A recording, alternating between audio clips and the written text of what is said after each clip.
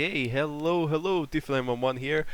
So today I'm going to be doing a little bit of a different live stream. I'm going to be live streaming some of the sort of the missions in FSX, mainly because it's just a bit more fun than doing a normal flight, and it's a bit more, hopefully, a bit more interesting than just flying around and doing a normal VFR flight. So, yeah, just going to do that for maybe about an hour, hour and a half, see how it goes, and then in live stream after that. One other thing I want to say is if I have to leave the chair at very short notice, I'll explain why. It's because yesterday I had quite a Mexican heavy day. I had a burrito for lunch and then some homemade nachos for dinner. And boy, don't I know about it this morning. I'm suffering a little bit, so hopefully nothing will happen, but we shall see. So let me just make sure that everything is set up the way I want it here. I'll get my comments up there so I can read all your lovely comments. Let's just sort the windows out over here. Hello Bijo, hello Roman, how's it going guys? Good to have you along, glad you're here.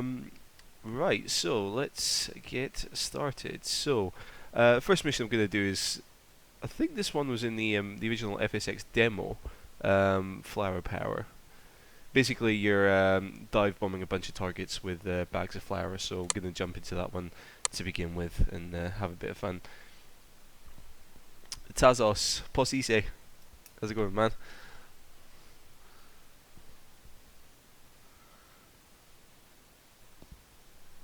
Right, let's see. Hopefully everything's going to be working. There we go. Excellent. Stay in the air as long as you can and extend your flight time by hitting the floating targets and boats with flower bombs. If you run out of time, you must land safely to be successful in the mission.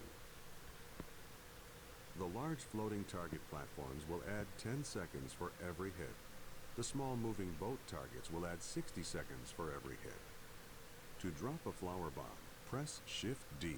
Refill with flower bombs by landing on the aircraft carrier.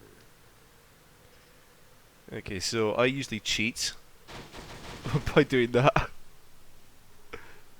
Oh, go on. Oh, almost stalled it, So yeah, so I found that you can usually cheat by just flying directly over the targets and then... Congratulations, you've hit a target 10 times. just... Goal 50. Hey, I'm trying to talk, dude. Yeah, and just by dropping a bunch of flower bombs at the same time, you can usually get a good run of targets there. And then if you need to reload your flower bombs, you just go over to the aircraft carrier here, and then just do a touch and go on it, and then you'll be ready again.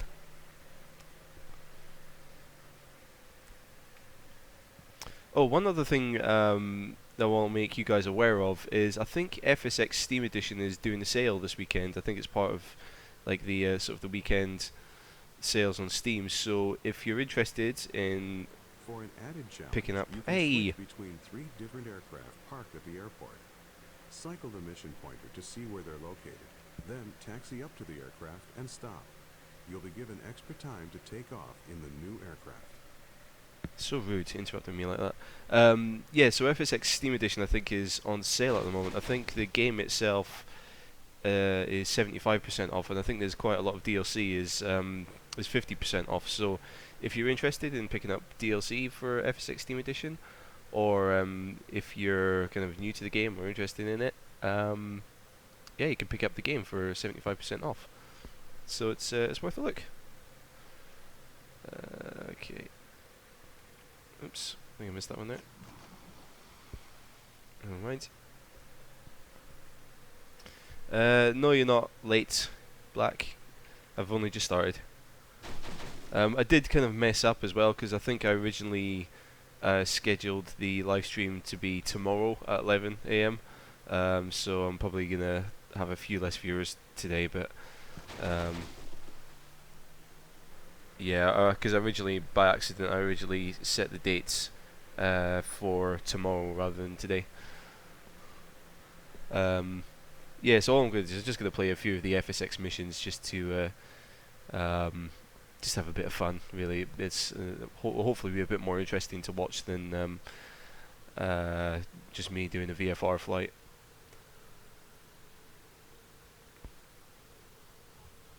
because I've had a bit of a rough week, so I just want to have some fun, basically. Oh, come on, up. There we go. So I'm just going to be doing a lot of the sort of the quick missions, because some of the FSX missions can like last for an hour or hour and a half maybe. I'm not going to be doing any of those. I'm going to be just doing a few of the quick ones here. So I'm going to drop a few flower bombs.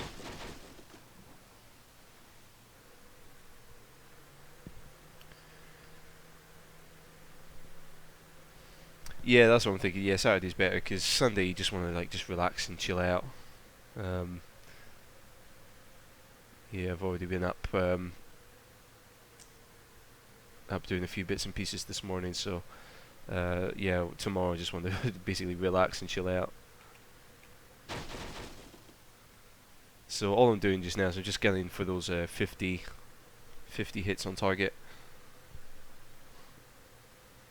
Photocopy of blues. Not particularly. My manager got me doing like an audit of them, so I literally had to walk around all of my company's London offices and check every single printer in every single office. Like he wanted me to, like, because we had to like just make sure that like the records we had of which printers were in which locations were all correct. So that was fun doing that yesterday. Got me a bit of exercise, so I can't complain about that. I'm hoping this announcer guy who keeps interrupting me is going to tell me when I've hit 50 targets.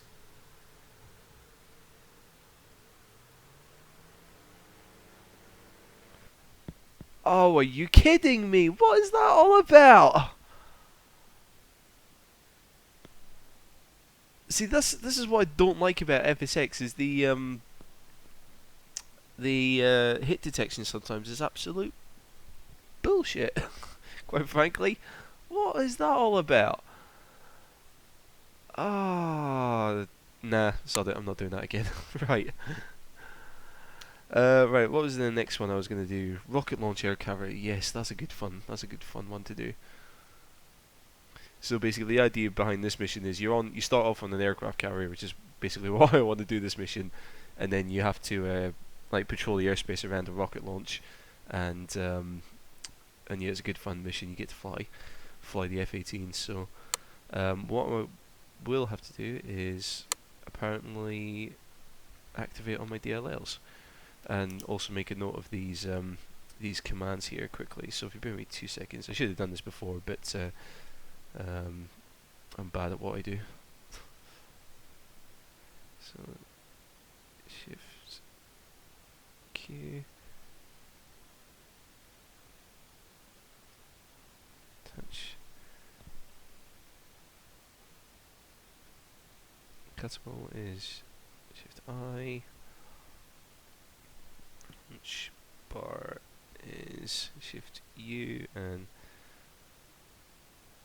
launch Shift plus space. Cool, right, let's go.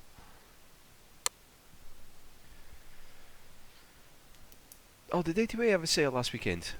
Oh, nuts. I wish I knew about that.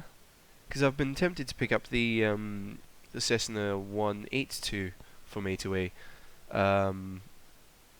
Bummer, I wish I knew about that. Guardian 2, Guardian 1. Right, here we go. We'll make a left-hand traffic pattern, fly past the carrier, and then head for the after launch, follow me. Guardian 1, cleared launch. Left pose, traffic approved.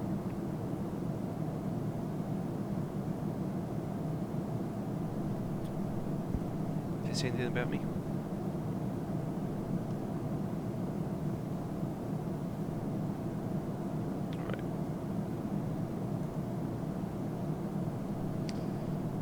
Hopefully I can get this this whole launch thing done. Wait, did they tell me to go, or do I just go? Can't remember.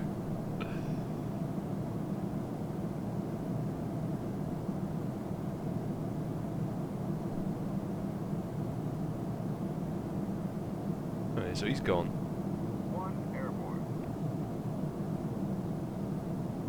1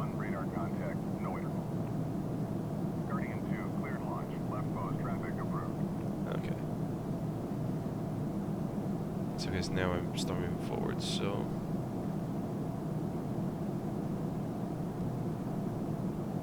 What I'm going to do is I'm actually going to jump to an external view so I can get a look at this here.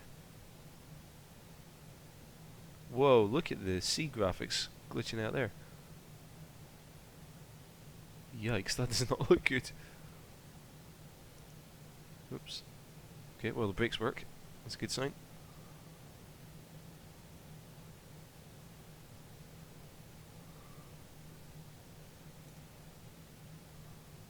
Guardian 1, abeam. Guardian 1, roger.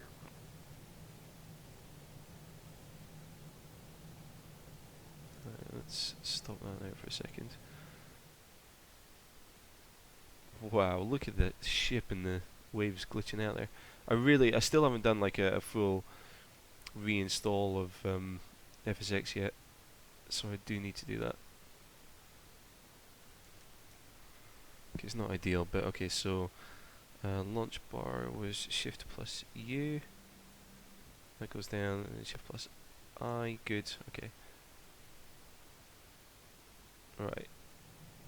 So what we'll do is we'll ramp that up.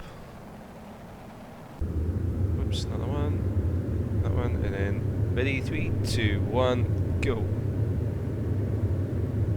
radar contact. Interval is Guardian 1, turning downwind. Okay, and we're up. Excellent. Oh, bit of turbulence down here, but that's good. Bring the All right, flaps stay up. with me, and let's head for the Cape. Stay with you, I'm in front of you. Guardian Flight, switch departure. Over to departure, Guardian Flight. Departure, Guardian Flight, climb Angel's test. Guardian Flight, proceed on course. There it is. Proceed on course, Guardian Flight. Guardian Flight, contact Orlando approach on 124.8. Guardian Flight leader, switching. Orlando approach, Guardian Flight, 2 F-18s with you, climbing to 10,000. Guardian Flight, radar contact. Continue westbound at your discretion. Restricted areas 29er32, 29er33, and 29er34 are all active. No reported traffic. Guardian 2, Guardian 1, follow me. Let's proceed to the launch area. The restricted areas around the Cape are all hot, Whoa, so we should encounter any okay. other aircraft. Overshot me a little bit there. We'll have to escort them away. Alright, let's try and get him to fly under us again.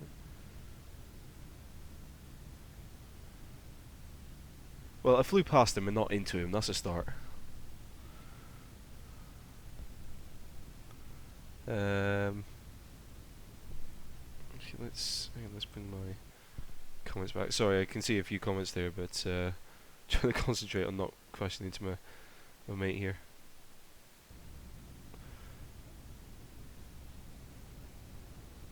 Right, so he's in front of me, right?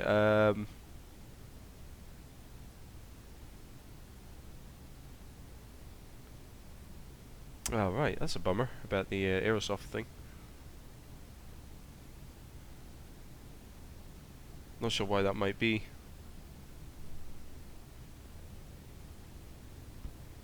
Approach, Caravan 8 Bravo Charlie. We'd like to cancel flight Yes, following is- at this time. If you can maybe... Caravan 8 Bravo Charlie, radar services terminated. Squawk VFR. I mean, it is worth like keeping up with it and seeing if you can get it, because I've been doing like a few flights with it this week, the Aerosoft Airbuses, because I want to try and start to kind of like really understand the planes and kind of get to grips with them. So so I'll hopefully be doing a few videos on them in the future. But yeah, we shall see. Alright. Slow down, slow down, slow down. Otherwise I'm going to fly straight past this guy again. It's not until you start doing missions like this that you really get an appreciation for how difficult formation flying is.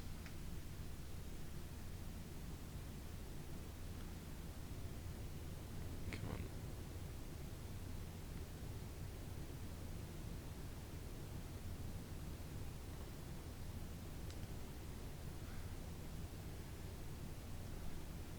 Oh, by the way, guys, if you want to see some amazing flying skill, there's a video somewhere of the I think it's the Blue Angels, the American display team that fly the blue F-18s.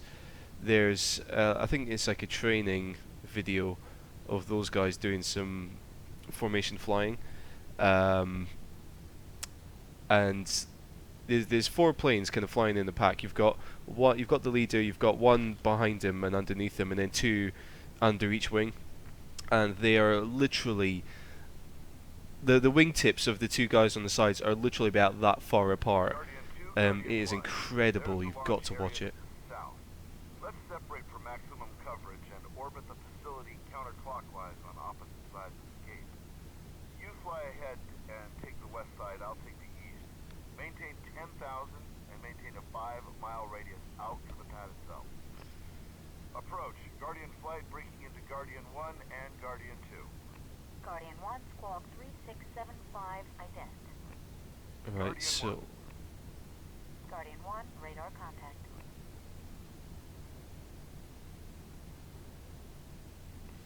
okay, so what I'm going to do is I'm just going to fly over the launch site down there, and then we're just going to start kind of orbiting at about 5 miles there. So I've got the distance there in the top corner. I'll try and keep it about 10,000 feet, and start having a look there. So there, down there is the vehicle assembly building, and you've got the big runway there as well at the Kennedy Space Center.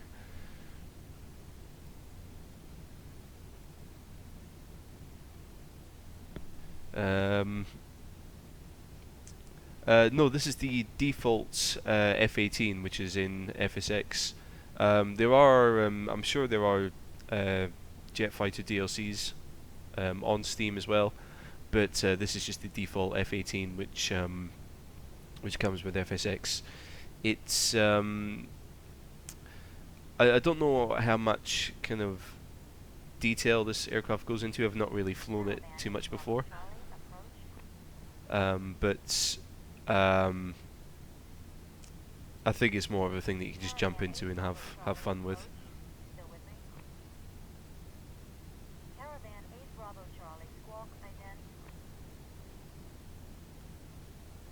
Is that my buddy? Yeah, that's my buddy up there. Caravan 8 Bravo Charlie, if you can hear me, give me an immediate turn to the west. On your present heading, you'll enter restricted area 2934. Airspace is active for a rocket launch. Turn west, sir.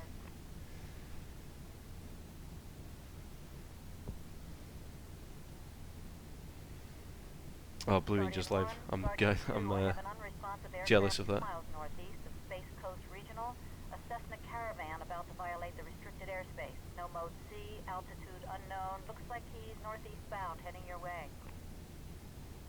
Guardian 1, roger. We'll intercept and escort clear. Thank you, sir. Probably just sightseeing and didn't read the NOTAMs. Guardian 2, you intercept the bogey, I'll cover the perimeter. Form up on his left side and slide in front so he sees you. Rock your wings to let him know to follow you. Guardian 1, Guardian 2, Canaveral Ops requests that you escort the intruder to the shuttle landing facility runway. Not sure why. Wilco, Guardian 1. Okay, so now we've got basically we've got a VFR pilot who's just straight into our airspace here. So we're just gonna go and say hi to him, basically. Yeah, I've seen the Red Arrows live up in Inverness of all places. They were doing a show, not in Inverness, but they were doing a show nearby, and they came and landed at Inverness, and that was around the time that I did one of my trial flying lessons, and the owner of the flight school there was such a nice guy, and he said, actually, do you know what, the Red Arrows are coming up, do you want to come along and see them, sort of thing, like they're going to be stopping at Inverness, which I thought was really bizarre because we had RAF Lossiemouth and Kinloss like just down the road, but they decided that they wanted to land and park up at Inverness while they prepared for their show, and yeah, it was the most incredible thing because the Red Arrows, they are as kind of professional, and they put on a show even when they're on the ground. Like the ground support staff, like are all like really regimented and ordered, and like they put as much effort into everything they do on the ground as they do in the sky. It's amazing to watch. Um, so yeah, I was very fortunate to sort of see them, and I got hit by the jet blast of a red arrow. I was just like, yes. It's like being blessed with holy water, getting the jet blast of a red arrow in your face. Right, so our mission was to, what was it, pull in front of this guy and rock our wings. Now, how I'm going to do that when I fly at about Mach 1 and he flies at about 100 knots, I have no idea, but apparently that's what I have to do. So, I'm going to do that.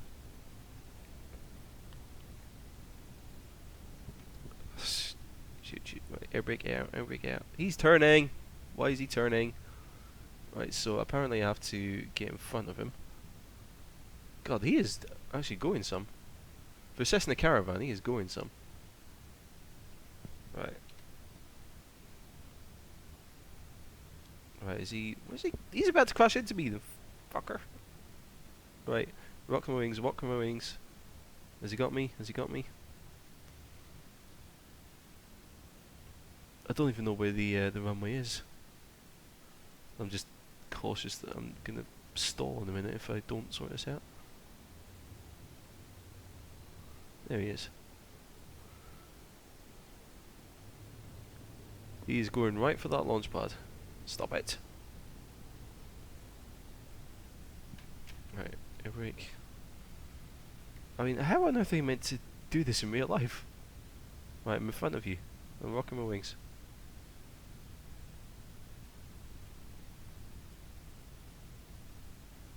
There's a launch pad there. Is this guy like actually watching me? I don't know. I'm so conscious that I'm gonna like stall this plane and then crash it.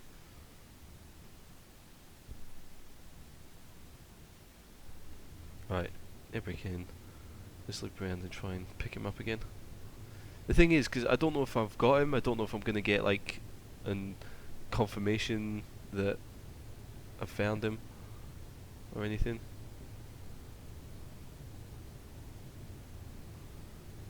I might just end up giving up on this mission in a minute. Right, there he is down there.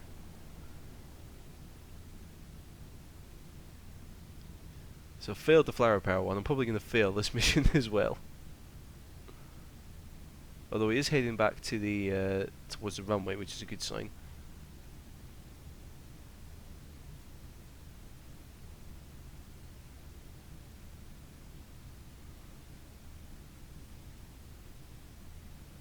Is he much lower? It looks like he's much lower now. And where is he? There he is. Oh, come on, I must be in front of him now.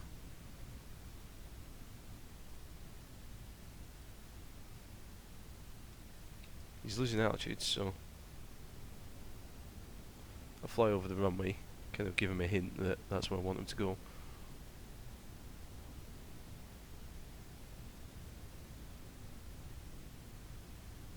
Has he slowed right down? No, he's picking up altitude again.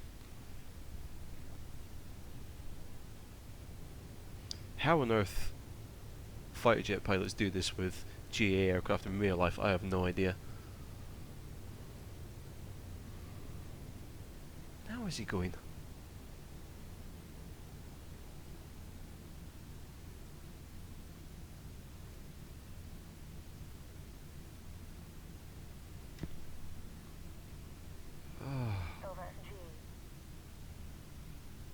Can we not just shoot this guy down?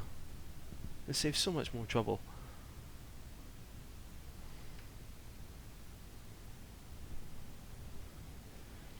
Yeah,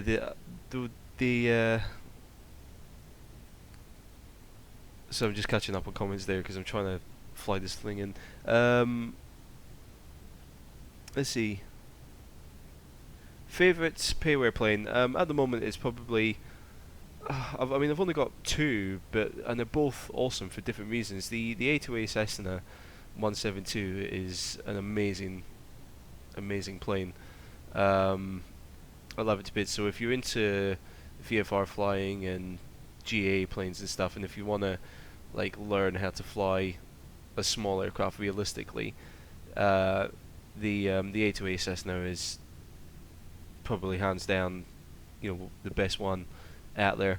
And by extension, the Cessna, um,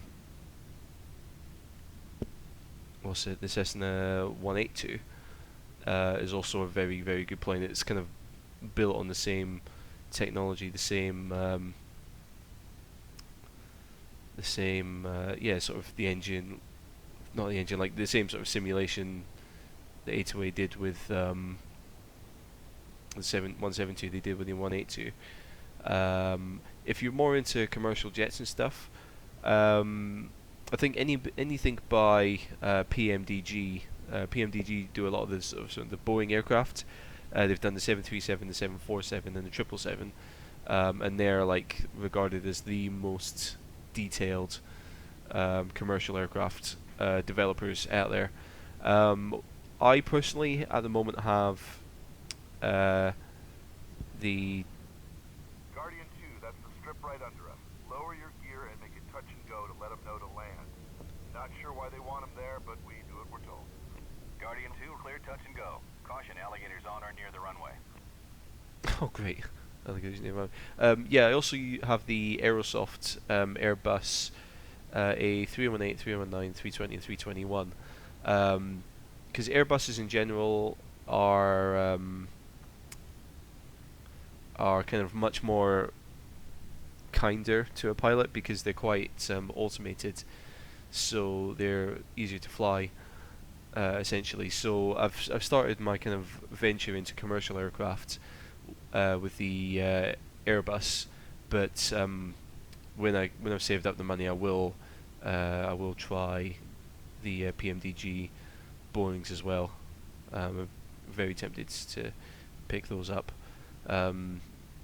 So those are the pair of add-ons. But if you're interested in like GA aircraft, A2A is definitely the way to go.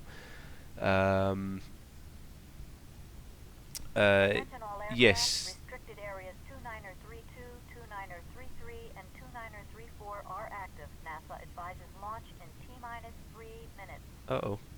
Guardian 2, maintain a 5-mile radius from the pad. I haven't got this guy down on the ground yet. There we go. That's what I forgot.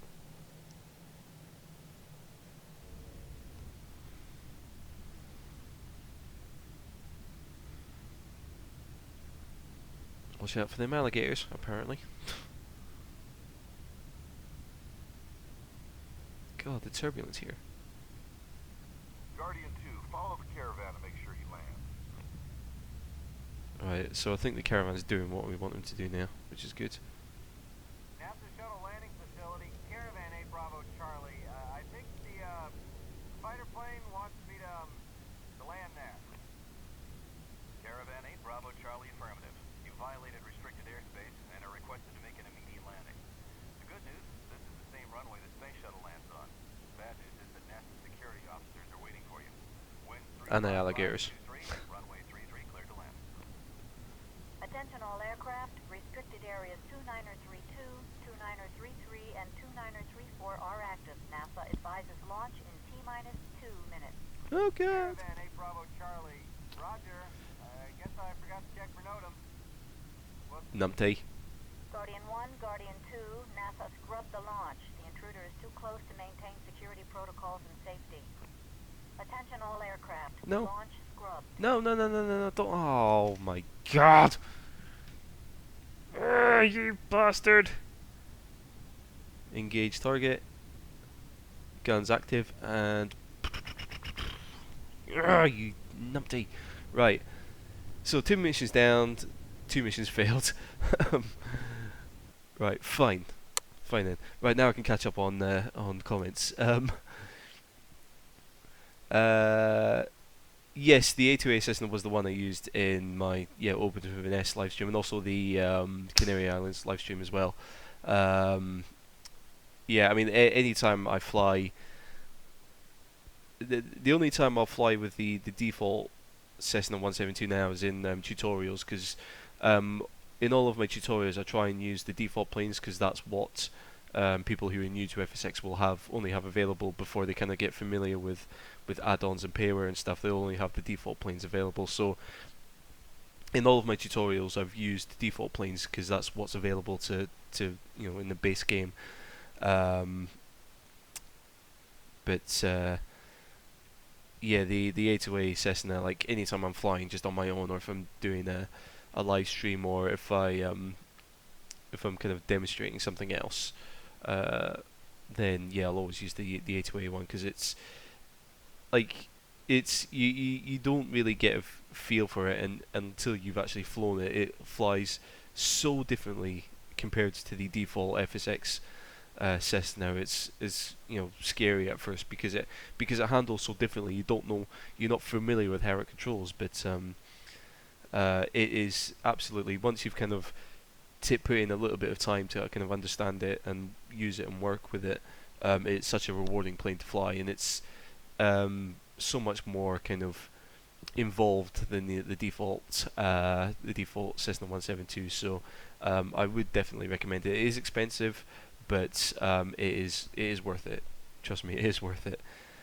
The FSX missions are crap. Yeah, they are. Yeah, I'll go with that at the moment. Yeah, so we had flower power where some collision bug knocked me out. And then yeah, that thing. So Caribbean landing, I could do that. I could do that one. Where is it? Caribbean landing. Yeah. So this is the this was the I think the mission that was in the demo, the original demo for FSX. So we'll have a look at that and see what. So this is. I think this is the first thing. The first thing I ever done with FSX was this mission in a demo. So memories. 8 degrees and adjust thrust to maintain 180 knots. You have the Alrighty. airplane. Continue flying heading 120 and maintain 7,000 feet. I'll handle the radios. You fly the approach.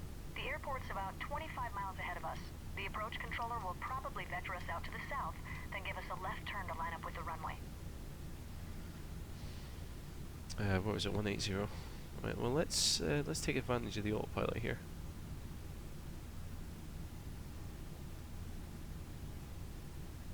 Will Treble 268, contact Juliana approach on 128.905. Going to 128.905, World Travel 268. See you next time. Juliana approach, World Travel 268, with you, 7,000. World Travel 268, Juliana approach. Expect vectors for the visual runway 9er. Altimeter 29992.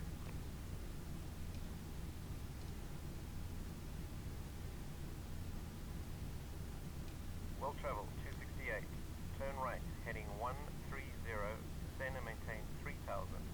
Vectors for the visual. Right to 130 and down to 3, World Travel 268. Okay, turn right to 130 degrees and descend to 3,000 feet. Don't exceed 250 knots. Yes, ma'am. Right, so that's 130 there. Gone past it because I wasn't paying attention. It's just the pitch seems very sensitive on this plane. Reduce speed to 180 knots. Slowing to 180, World Travel 268. Okay, slow to 180 knots. Also, the pitch trim seems very sensitive on this plane as well. I'm trying to just trim it out, but struggling a bit with it.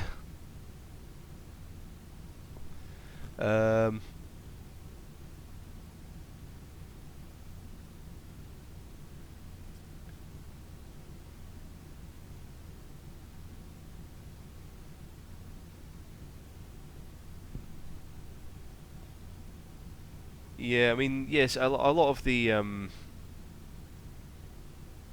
sort of the add-ons and DLC for FSX is expensive, but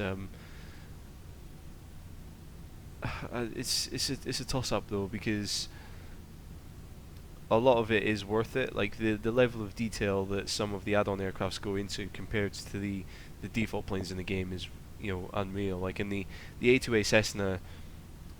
Like I would be confident going into a real Cessna 172 and being able to fly it, based on kind of how I've used the A2A's add-on. It's advertised as being a trainer add-on, because not only does it teach you how the plane works, but it also gives you the things like the walk around feature in that, so you know if you're doing like a pre-flight check on a real plane, you know what to look for, what kind of hinges to look at, where you need to look, what you need to check, how to drain the fuel and stuff. So um, it's kind of that level of detail that really, you know, you're not buying just a plane to fly, you're buying a training product essentially. Um, Well, travel 268. Turn left, heading 100. Report the runway in sight. so yeah, it's, Vector I'd say it's worth 100, it. World travel 268. All right, make a left turn to a heading of 100. And I think that's kind of the basis on which Lockheed Martin are developing Level off at 3,000 feet. prepared. They're like if you have a look at prepared, which is essentially an updated version of FSX, it's a much more it's like really expensive. It's like, I think for the basic kind of software license, it's We're something low, like approach at $200. 3,000 feet. Oh, give it a rest. Yeah, like the base software license is about $200, and if you have a look at the prepared website, it's always being touted as, oh, it's like a training tool. You know, it's a training simulator sort of thing. You know, you can recreate scenarios in real life, and I think it's intended for, you know, things like governments, military, police, search and rescue teams, and things like that. It's not like a consumer kind of product as such. I think they're developing it with the intention of being, you know, World travel a 268 training has the runway in simulator, sight. not a game as Cleared such. Visual approach, runway 90. Cleared for the visual. World travel 268. World travel 268. Contact Juliana Tower now on 118.7. Going to tower, thanks. Juliana Tower, World travel 268, with you on the visual. World travel 268, Juliana Tower, wind 121 at 12, runway 9 clear to land. Traffic is a Grumman Goose on final landing Simpson Bay south of the runway. Cleared to land, and we have the traffic. World travel 268. All right, I don't. we're cleared for the visual I don't have the approach. traffic. Reduce thrust to idle and begin descending towards the runway. Lower the landing gear and lower full flaps as we slow down. Adjust thrust to maintain 130 knots as our final approach speed. Okay.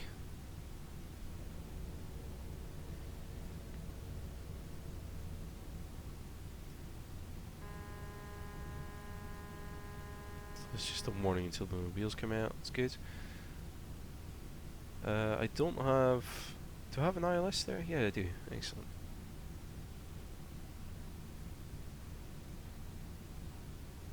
Just trying to pick up the.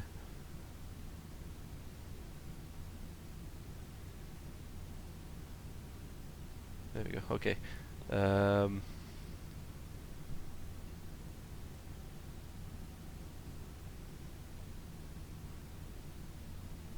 Yeah, I think the A2A mods are compatible with prepared, so I think you're okay there.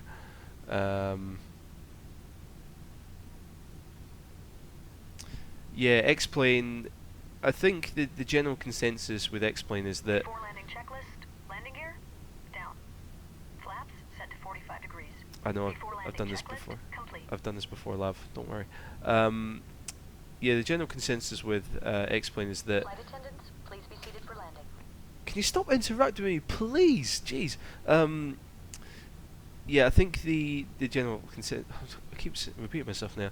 X-Plane is got a better like aerodynamics model, so planes, people who are like familiar with, like, have put serious amounts of time into FSX and X-Plane, say that X-Plane aircraft handle more realistically compared to FSX. However, it isn't quite as user friendly, and it's not as widely supported. Like FSX has got a huge sort of community behind it with developers We're a and little fast.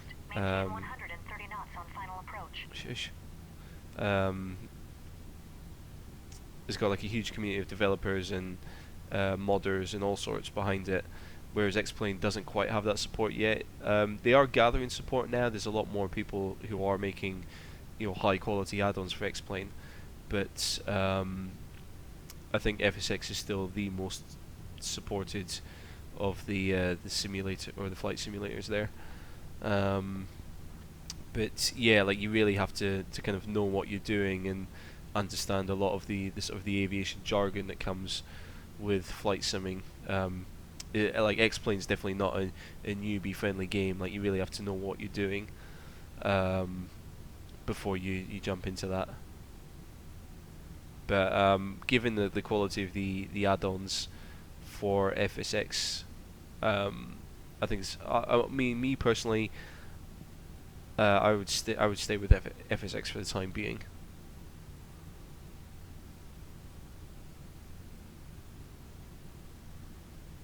Oh, birds. Alright.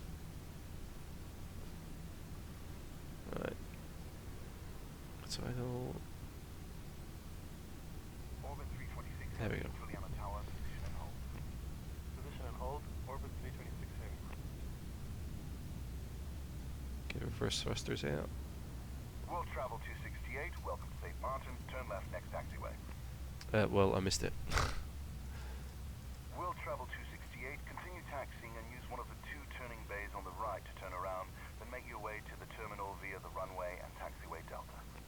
Or I could just do a turnaround on the runway itself. How's about that?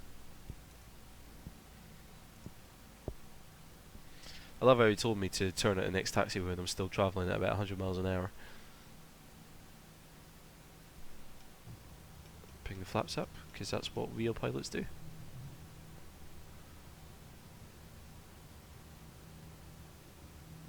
Come on. Yes. I don't know why I always love being able to make that 180 turn on the runway. Did I bring the spoilers back up? No idea.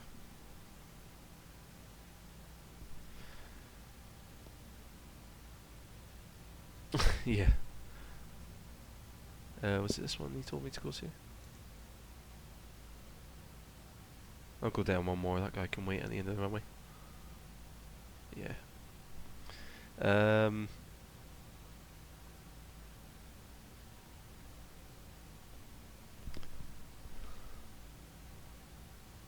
there we go. Could it be, guys? Could we have our first mission success? This live stream.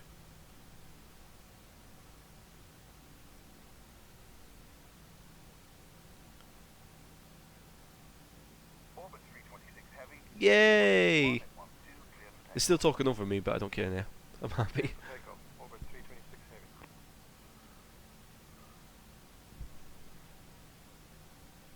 We'll just park up and then we'll jump out of this mission here.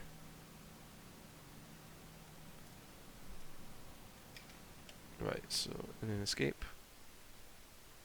And mission. Woo! Right. Let's see. Nice landing. Thank you very much. Appreciate it. Let's see. Yeah, I'm not really interested in some of the like the classic aircraft.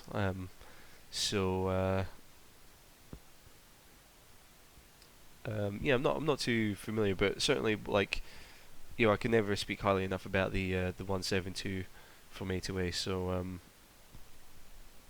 like yeah, I know that A2A's products are fantastic. So I know they're expensive, but as I said, they're definitely kind of worth it in my opinion. Yes, it has to be this next mission. Loopy Larry. I love this one. Expect a lot of collision detection going on in this one.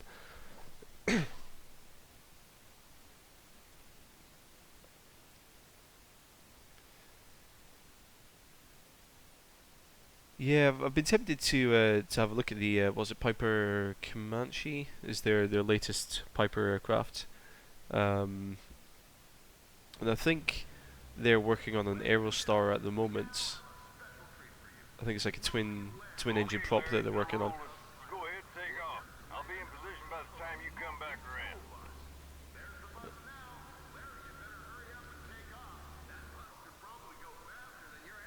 around. Right. So what I'm going to do to start off is I'm going to try and do this twice. Whoa, whoa, whoa, whoa, whoa.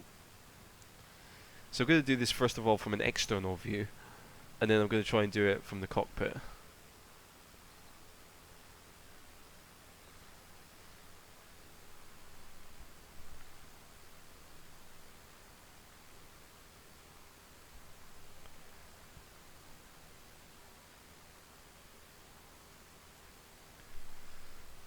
Let's see.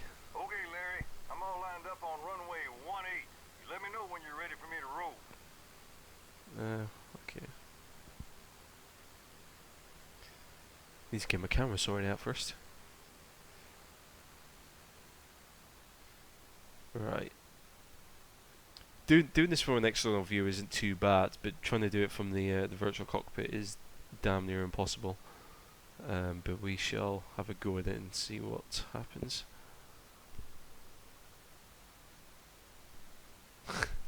Right. Start driving.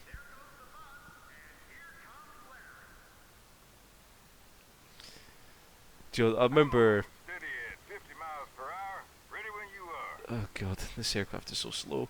I remember the only time I flew this aircraft for fun was to set the like the wind speeds to about 50 knots, and then you could literally fly this aircraft and keep it like hovering over one point of the runway because it's so good at flying slow.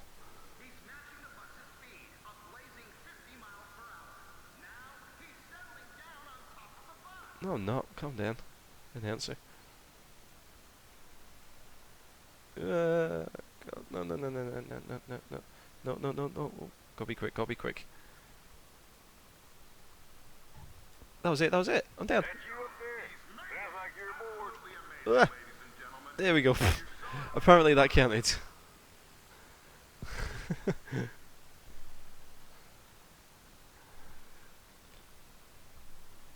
There we go. So now doing that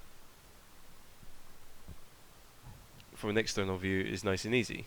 Now let's try and do that from the other view. Whoop, whoop, okay, never mind. Exit the mission before we crash. Refly mission, right. Fly over the Concorde first. Whereabouts is the Concorde on this? Let's see.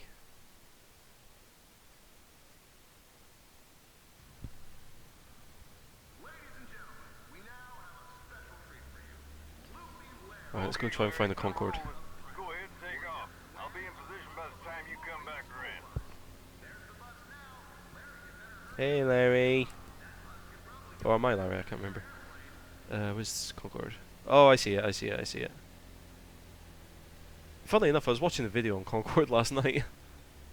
There's like a cockpit video of there's like a British Airways captain flying the Concorde. Amazing plane. Actually, that's the point. Is there any decent Concorde add-ons for FSX? Because I remember my dad bought me one as a birthday present for I think it was Flight Sim 2002, maybe. Okay, Larry. I'm all lined up on runway 18. You let me know when you're ready for But me like to I was roll. too young and stupid to understand that it was like a proper like detailed add-on, so I like really struggled to fly it properly. But oh, I would love to learn how to fly the Concorde. That would make for some amazing videos, I reckon.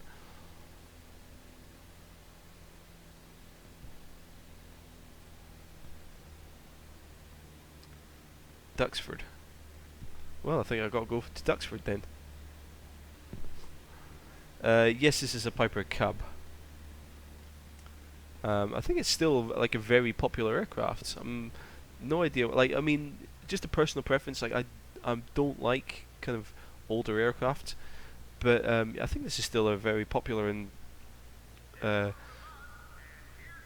it's still flown quite a lot. You know, even today, the Piper Cub. 50 miles per hour. I think because it's quite a sort of slow and easy to control aircraft, so that's why it's popular with new pilots.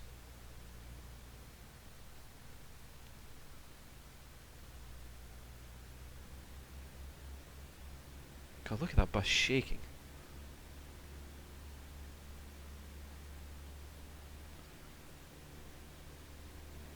Oh, I can't see him. I don't know where he is.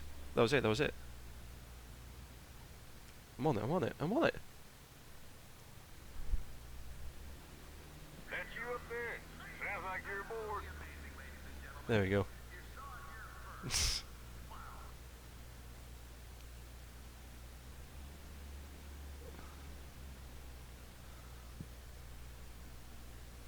Now, do I look like a pro now, or do I look like a pro now?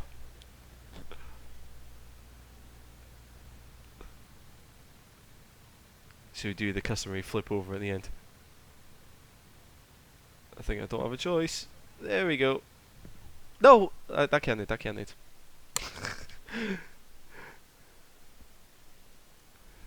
Hey, is it Ogola? Is that how you pronounce your name? Good to have you along.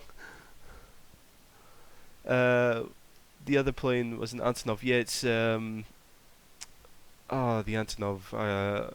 I can't remember the name of it, but yeah, that's that massive. I think not Russian. I think the Antonov is a Ukrainian cargo aircraft, and the thing is just big, very big. Yeah, the AN-124. Yeah, that's the one. Yeah, I think because I think a lot of people mistake it for being Russian because it's like a quite a sort of Soviet-sounding name, but I think it's actually a Ukrainian manufacturer that makes it.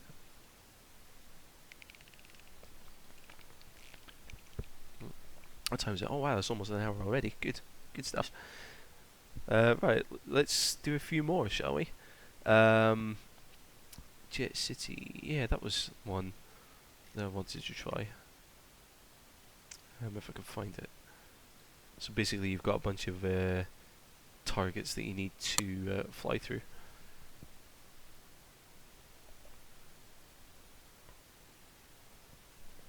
Ah, from Kenya.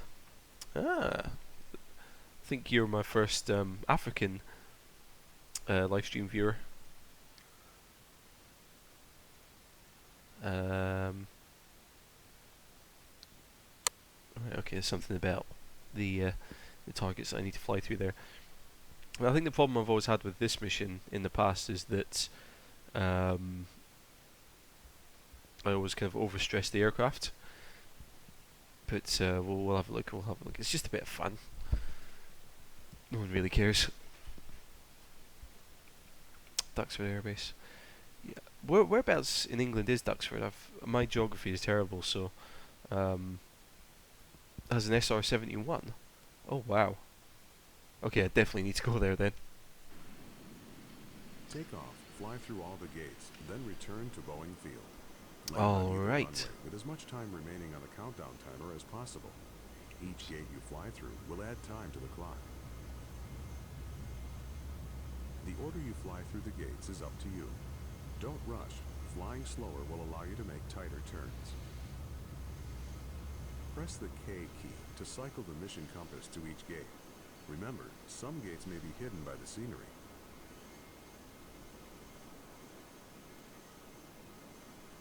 Okay, well, I've just missed that one. Where I can't see half of these.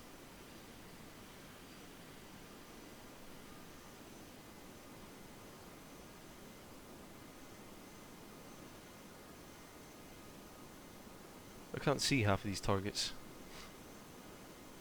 Apparently this one's required, so we'll go here, have a look at it. Cambridge. Okay, so it's not too far away from London then. Oh, it's down there. Are you having a laugh?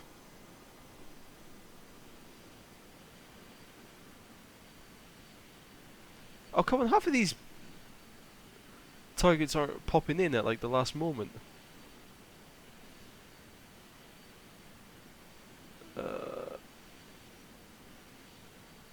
That's not fair. Half of these targets are like popping in at the last moment.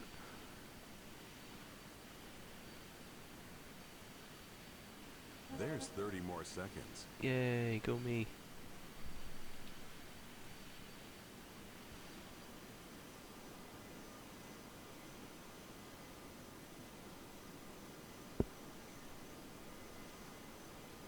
Oh, this is This is not good. Why am I flying a jet towards the city? That's just such a bad omen. 40 additional seconds. Oops. Come on, got that one? Oh. Okay.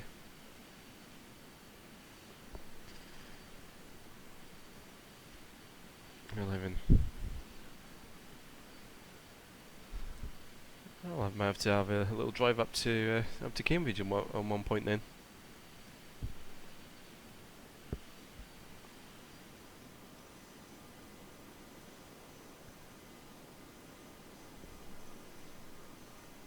This machine should have autopilot. No, it shouldn't. Autopilot would never be able to keep up with this plane.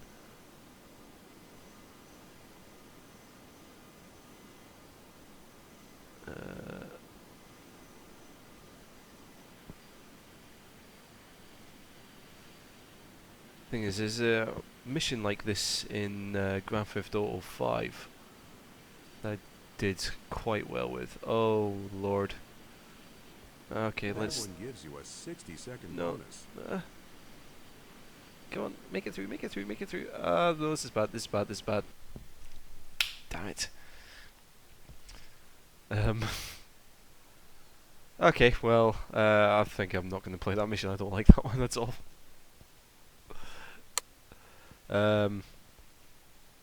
Although let's do something similar in a much better plane. Let's try the, was it Red Bull Air Race? Not the Air Race, the yeah, the Air Race. Where is it? Where is it? Where is it? Where is it? Yeah, that one. Let's try that one. Hopefully this is the one with all the arrows, so I know what to do.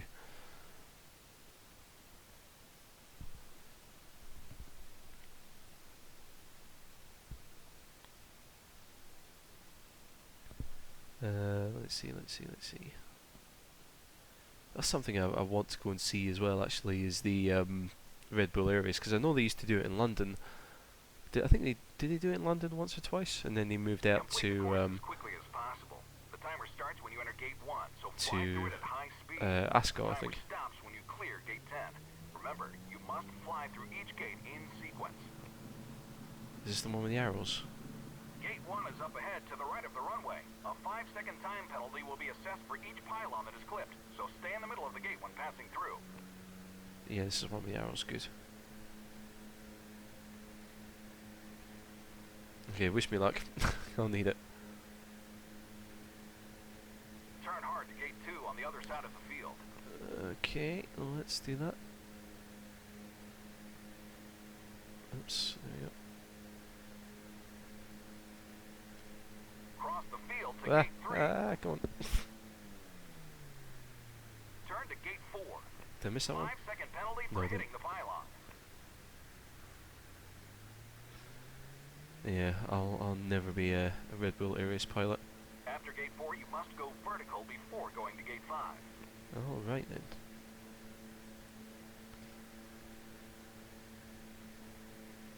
Good job going vertical. Now pass through gate 5 in knife edge with at least 60 degrees of bank. I'd rather not, but if you say so.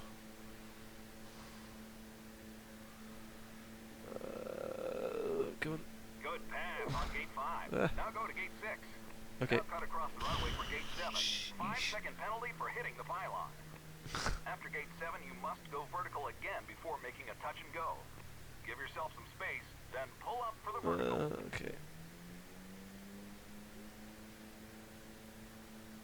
Now that you've gone vertical, do a touch and go on the chalk stripe across the runway. Oh, come on, I'm not that good.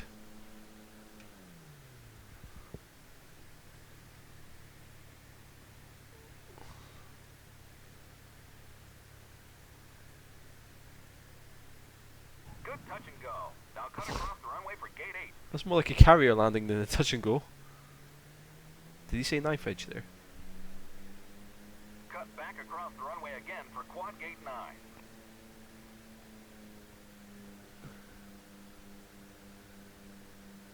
Where is it? There it is.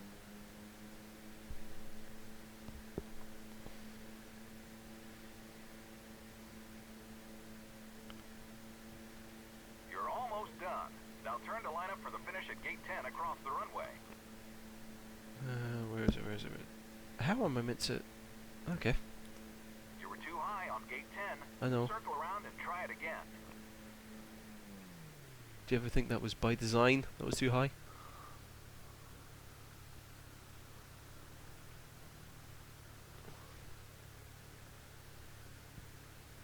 I'd love to see what the like fastest time in this is. Okay, you've cleared gate 10.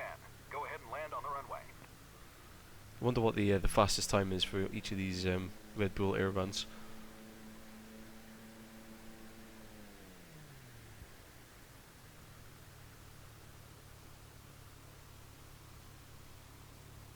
Come on, there we go, there we go. Let's try and hit that chalk strip again.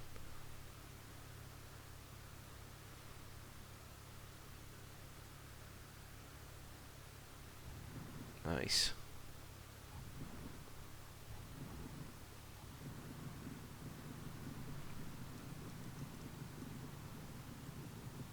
Right, pull back and stick, keep the plane from flipping over.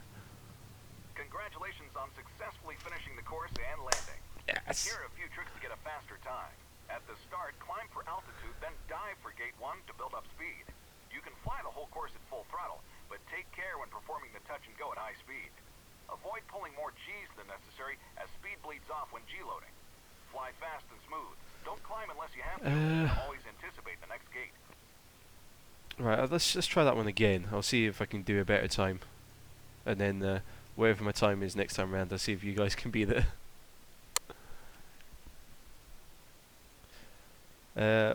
What joystick do I have? I've got the Logitech Extreme 3D Pro. That's the one I use.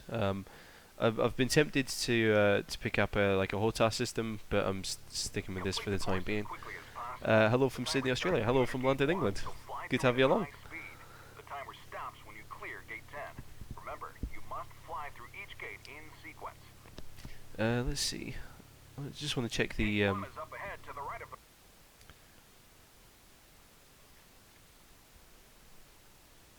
I guess the quality of the stream has been okay, guys. It hasn't been like buffering or stuttering or anything.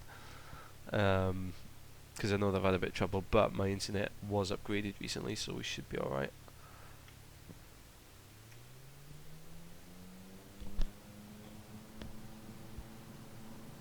Right, let's get up.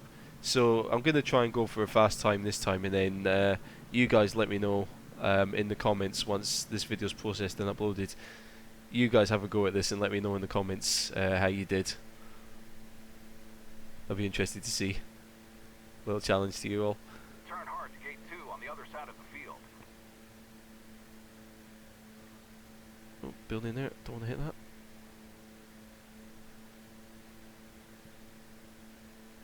Cross the field to gate 3. Now that I know where I'm going, it helps a lot. Turn to gate 4. Oops.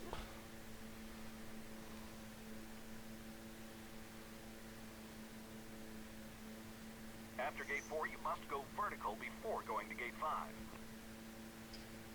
Okay, let's try that. Hopefully I can shortcut it a little bit. Good job going vertical. Now pass through gate 5 in knife edge with at least 60 degrees of bank.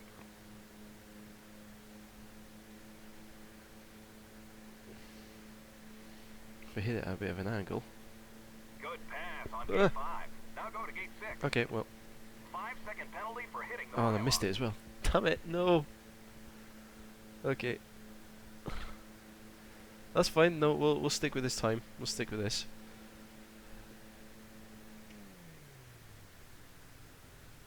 Come on, dive down, dive down, dive down.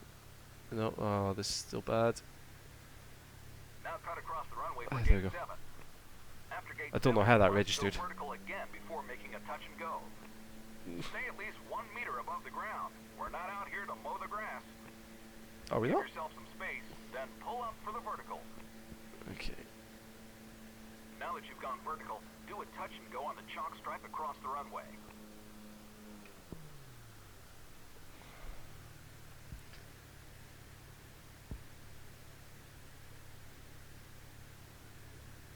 Come on, down, down, down, down.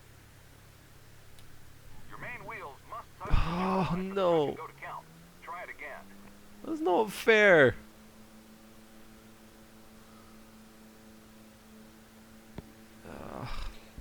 damn it.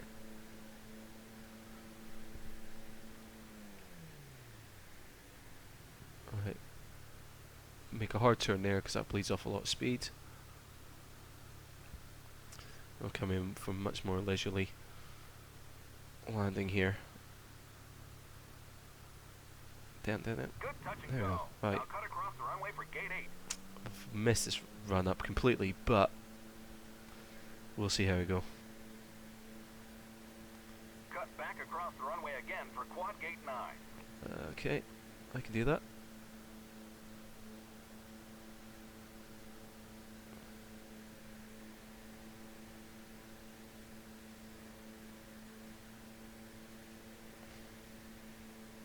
You're almost done. Now turn to line up for the finish at gate 10 across the runway. I don't think I have to do a hard turn here. Yeah. Okay. Okay, you've cleared There you go, gate 10. guys. 3 minutes, 13 seconds. See how you do. See if you could do that.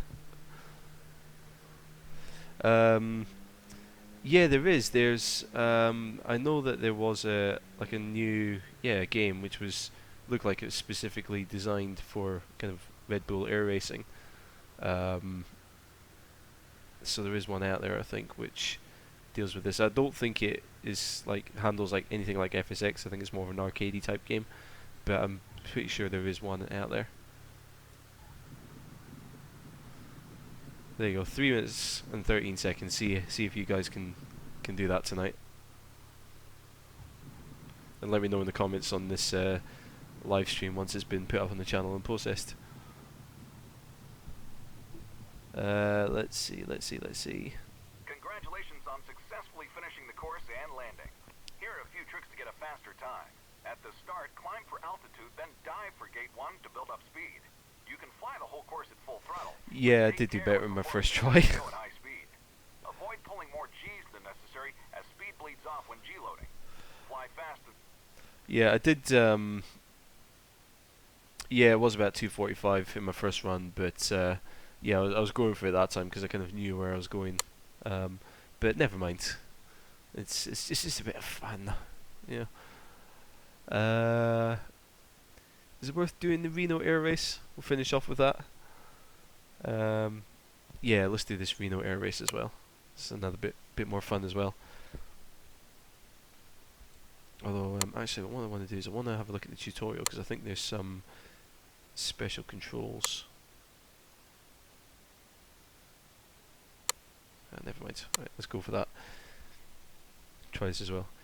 I'm just doing all these missions because it's a nice change from practicing and trying to learn how to navigate and do VFR flying all the time. So it's just a bit fun. Missed touch and go and made it worse. Yeah, I thought I had it, but obviously not.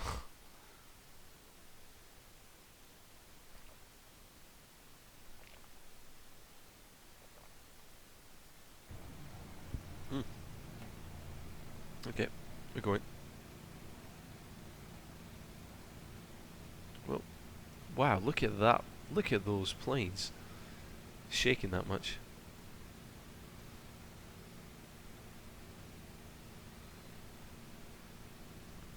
It's quite annoying because I do know that there's some controls that you can use to kind of boost the performance of the plane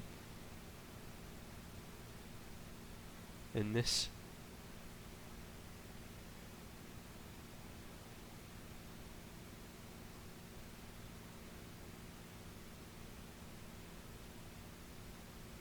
And I don't know what the shortcuts are. Oops.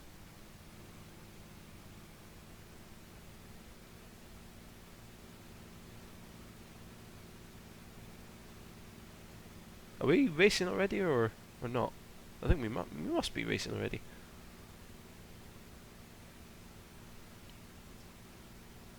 Okay, yeah, we're racing already. Because I thought we kind of started. Gentlemen, you have a race. Oh, okay. Now we're racing. Apparently. I remember when I first saw like the adverts for FSX and that, and this was kind of one of the main missions that you could do. I was just like, oh, that looks so cool.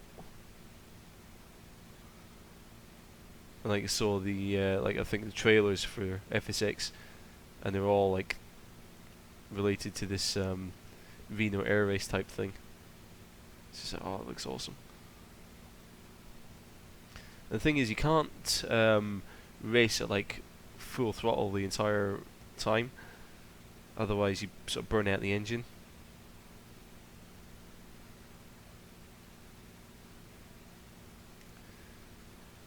Which is a bit frustrating.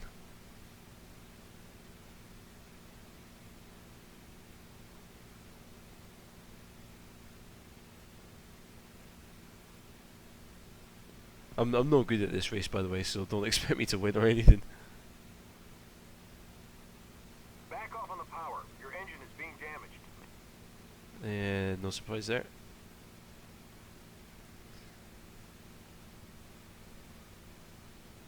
Yeah, I couldn't imagine like flying like 10 feet off the ground doing this. I have to be higher up so I can like see where I'm going and understand everything. Then again, let's just try going down a bit.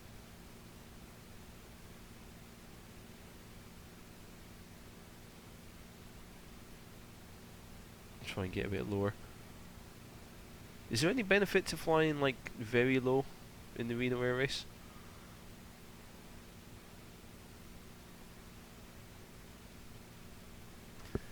It's just like NASCAR, isn't it? Just going left and left and left.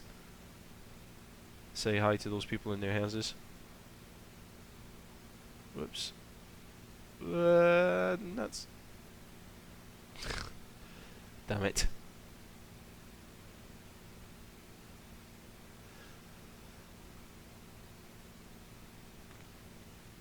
Yeah, I'm no good at this Reno air race thing.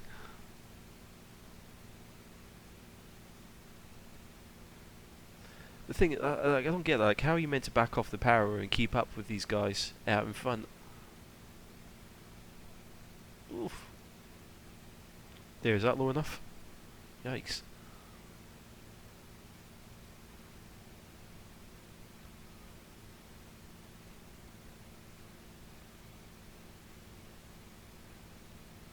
Yeah, I don't understand how you can back off the power yet keep up with everyone.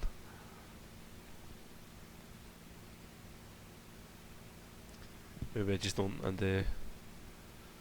no, maybe I'm just not good with this old Mustang P51.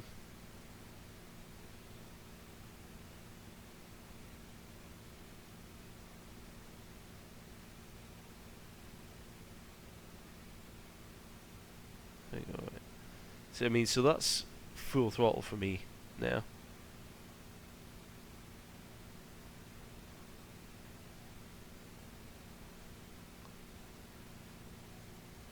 Probably, I just realised I got my head probably cocked at a weird angle. As I'm trying to like fly this.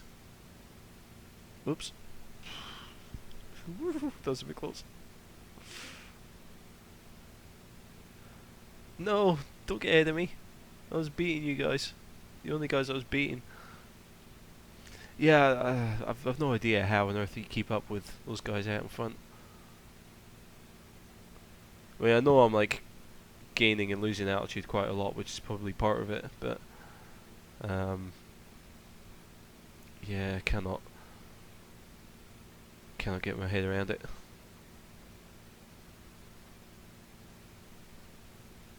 Is it problem pylon again?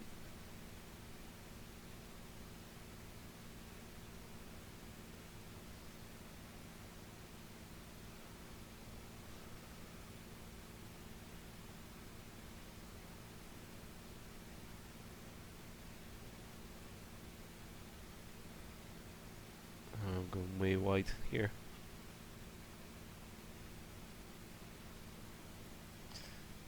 You can see I'm going to have to back off because my engine is losing a bit of power there.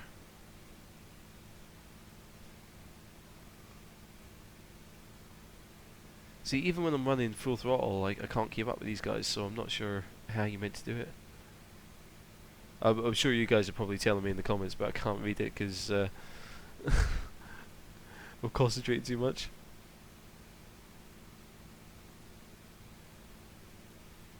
You gotta watch that. The number on the left there is kind of my water cooling system. I've got to be careful I don't run out of water before the end of the race.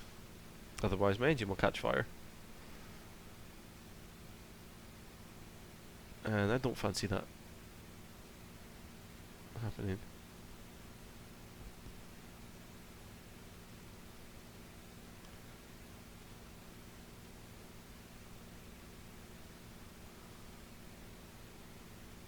Come on.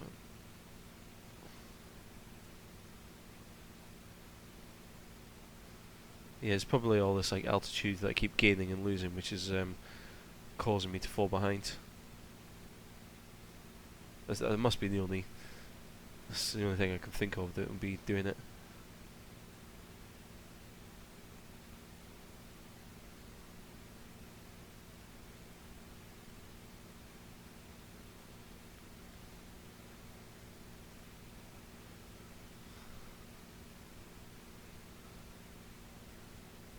So on lap 6 of 8 at the moment. I don't even know where the lap begins or where it ends. But we'll keep going.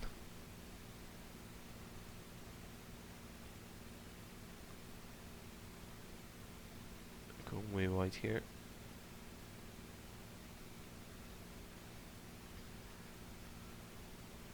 I mean, again, maybe just with practice I'll get a lot better with this, but I don't usually fly the missions in FSX, so not too familiar with them. I'm also conscious not to be pulling like high G turns as well, because I don't want to bleed off too much speed in the middle of a turn. Okay, nice view of my shadow there.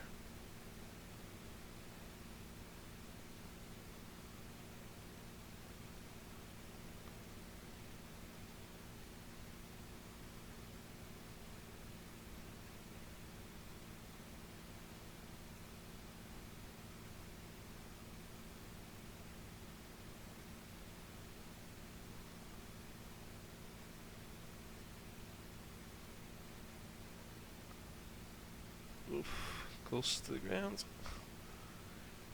Sorry guys, I'm not talking much because I'm like really concentrating right now. God, we must be on lap 8 shortly. I hope so, because my water's almost run out. 1 lap to go. There we go. I might have to back off the throttle during this lap.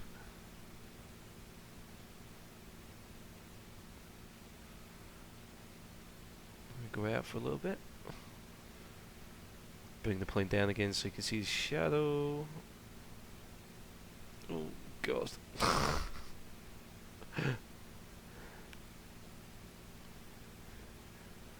Well, I might be in last place, but I'm certainly having a bit of drama myself here. Yikes.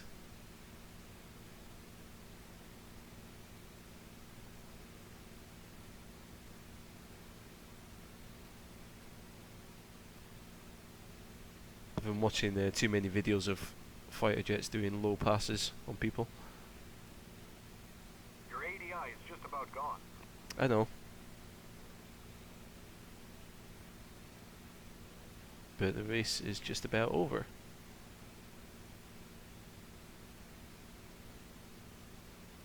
Race over.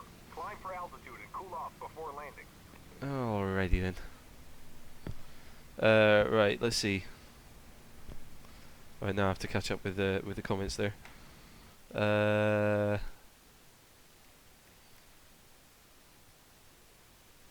NASCAR with planes.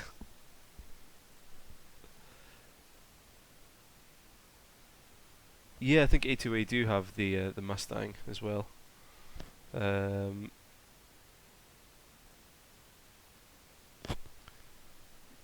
see what other comments have we got there.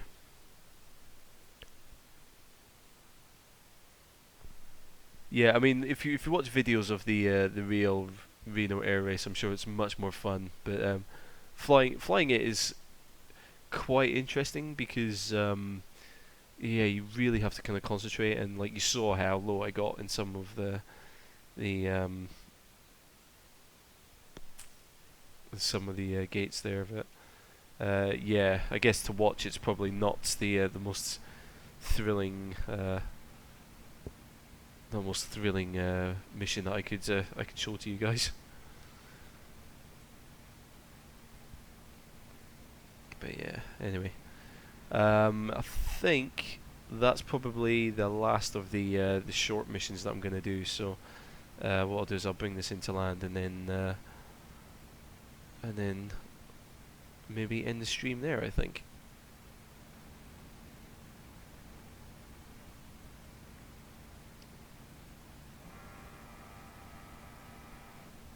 Start bringing the flaps down.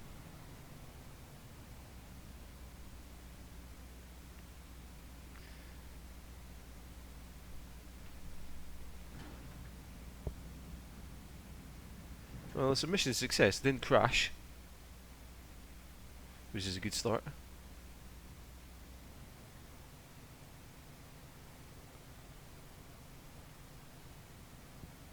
I came very close on a few occasions, but I didn't crash.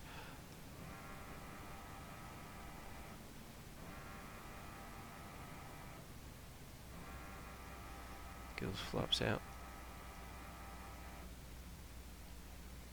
Is it worth me racing this guy in front of me to the to the runway?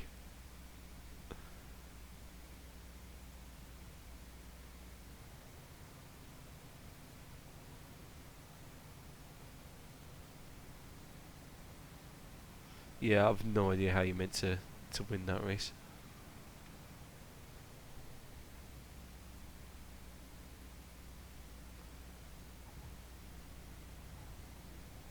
We're gonna beat you. Whoa. You didn't see that. That did not just happen. I don't know what you're talking about.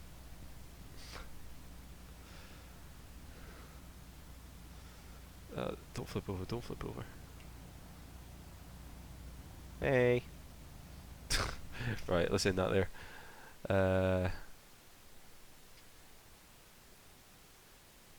don't know, is that a good... Is that a good time for this? I have no idea.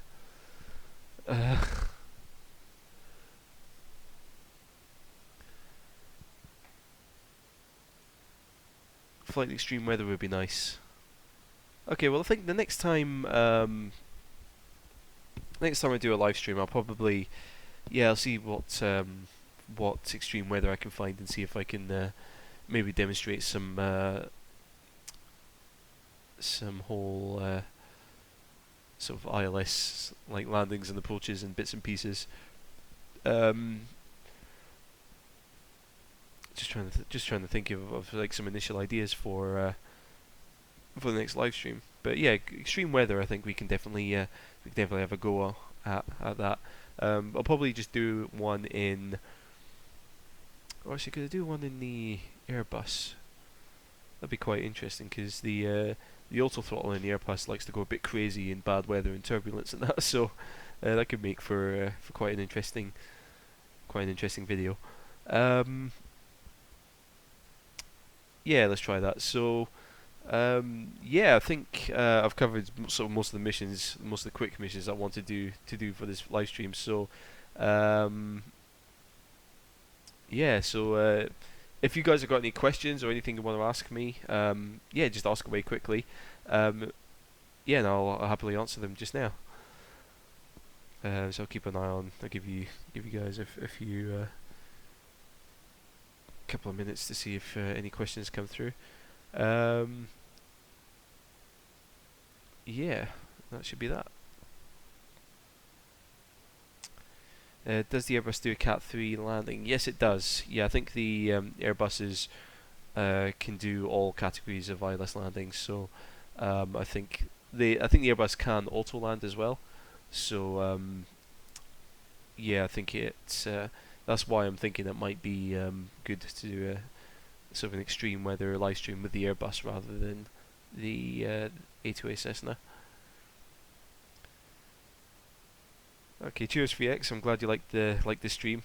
Sorry, it probably got a bit boring towards the end there because I was was concentrating too much on flying the plane rather than smashing it barely first into the ground. Love to see the Airbus stream. All right then. Well, yeah, I can do an Airbus stream next time. We'll have a go at that. I mean, I'm not I'm still learning the aircraft myself, so I'm not the best with it, but I can certainly do a short sort of European hop, and see if we can auto land it there. Yeah, not a wick. Yeah.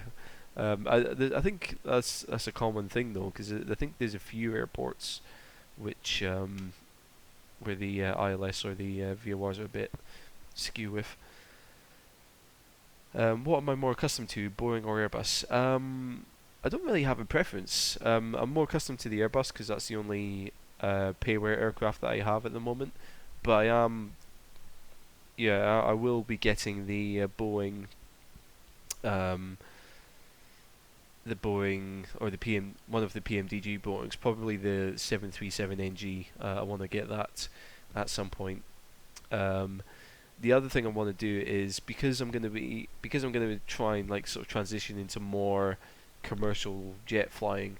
I'm also looking at some add-ons which are going to help me with that. So things like flight planners. There's also a company called Navigraph who do a lot of like charts and kind of procedure documentation for commercial flights or flight planning. So I've been looking at possibly buying into their subscription because they also not only do they provide charts, but they also provide the what they call AIRAC data, which is what flight computers use to navigate to like waypoints and runways, and it's all like the kind of the navigation air information that a flight computer needs to navigate, and Navigraph take real world data, convert it into a flight simulator format, and then it works. It updates the planes like the Airbus, like the PMDGs, like the it gives all of those aircraft updated kind of navigation data. So if I'm going to be moving into commercial aircraft, I think there's a few other add-ons, not just the aircraft. There's a few other bits and pieces that I want to go to sort of supplement that.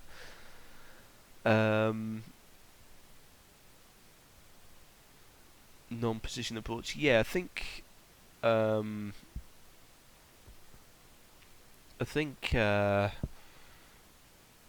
it is possible. Yeah, you can use nav aids to navigate to an airport, but then there might be some instructions around landing and stuff. Sorry guys, if you bear with me 2 seconds, I'm not ending the stream yet, but I am absolutely bursting for a piss, so if you bear with me 2 seconds, I will be right back. If you've got any more questions, just ask them, and I'll see them when I get back. It'll be 2 minutes.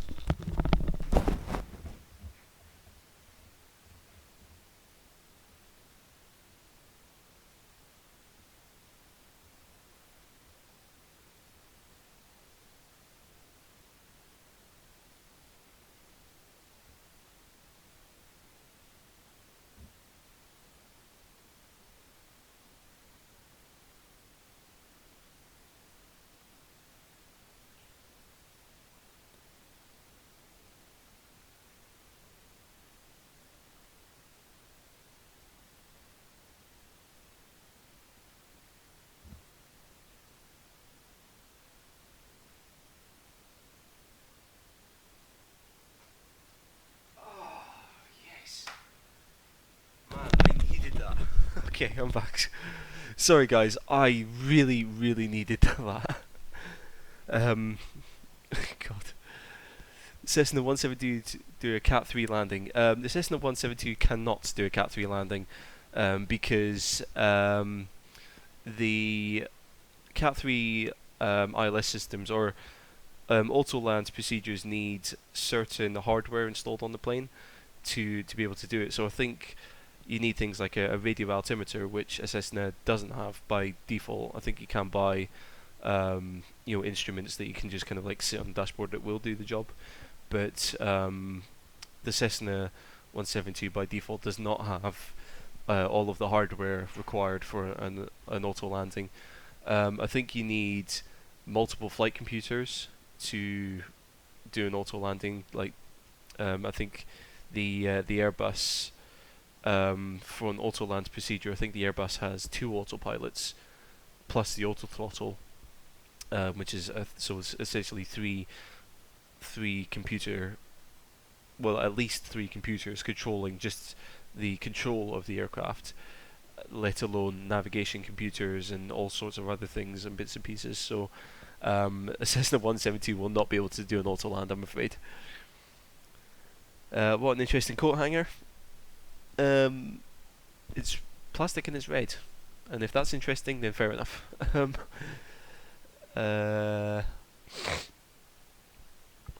on. Have I tried VATSIM? Yeah, I tried it once, and then I had a bad experience with a VATSIM member on my channel, and I no longer like VATSIM. quite honestly, that's yeah, VATSIM. I think the culture of certainly what this user alluded to was there was a culture sort of within VATSIM, and there was a kind of that I don't agree with. So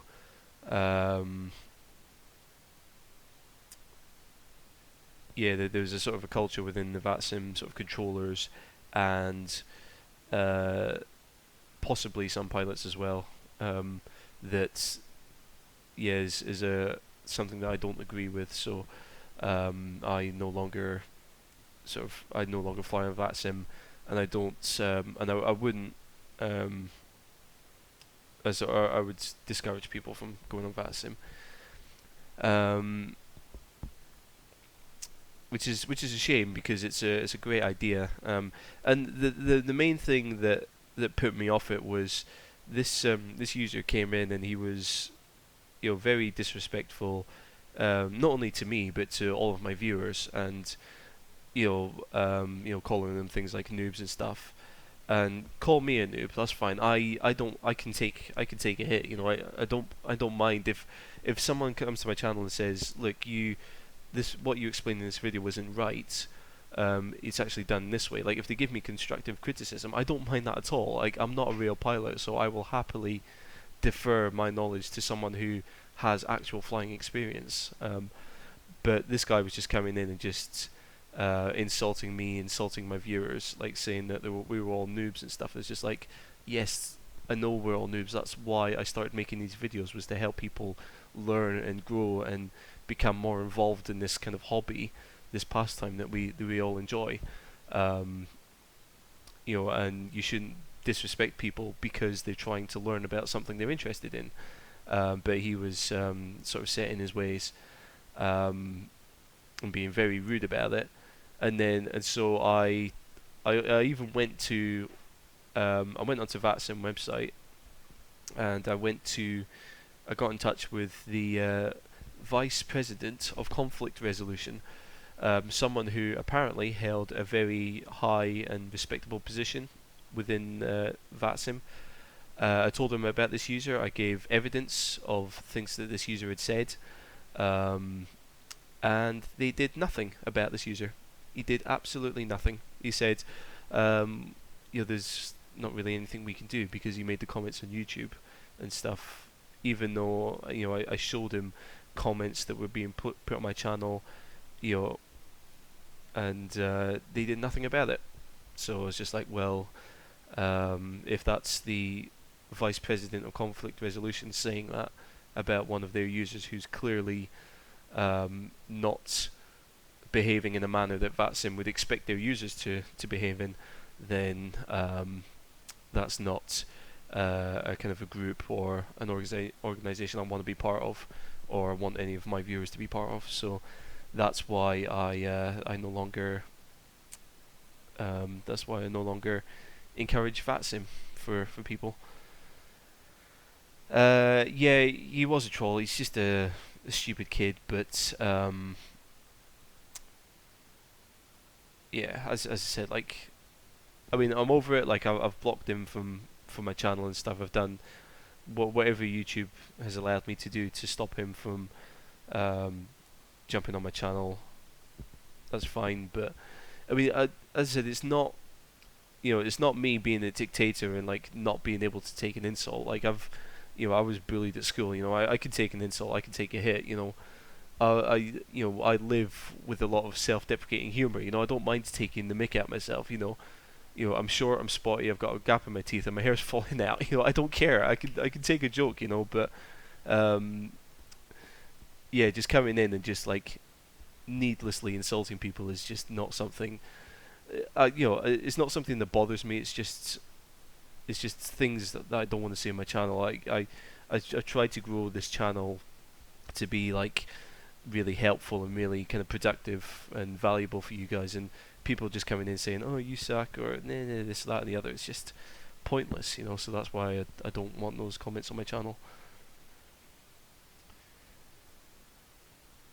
Next tutorial, yeah. The challenge with the tutorials now is that I'm starting to look at subjects which I can't learn within a week, because I used to have videos coming out every week, but they're all like relatively sort of small, compact, easy to understand parts of aviation. But now I'm starting to kind of get into things which require a bit more thought and a bit more preparation to put into a video. So yeah, the challenge is kind of like doing that now, and it's taking longer than a week to kind of get these ideas together and put them together. And plus, there's a lot of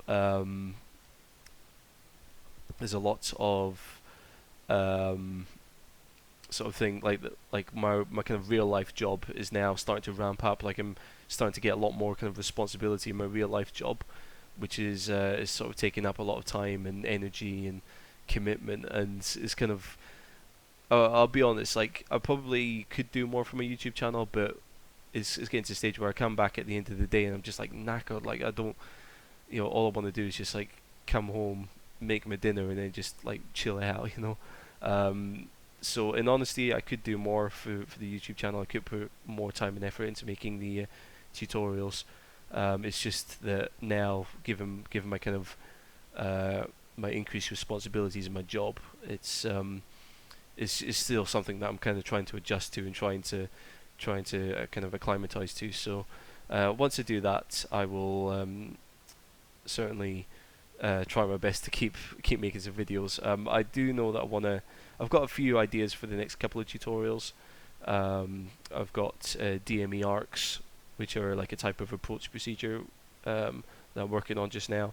I'm also going to be doing a little bit of talking about holding patterns, and more specifically how you enter a holding pattern.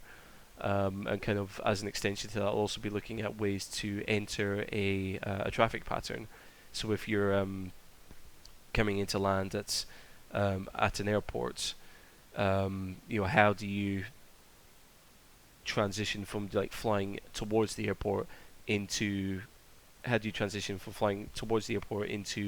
the downwind leg into the traffic? How do you enter the traffic pattern to land at the airport, sort of thing? So I'm going to be working on those soon. Those are kind of like the next few tutorials, and then after that, I'll probably, hopefully by then, I would have gained much more experience with the Airbus. So I'll may start doing some videos on the Airbus as well.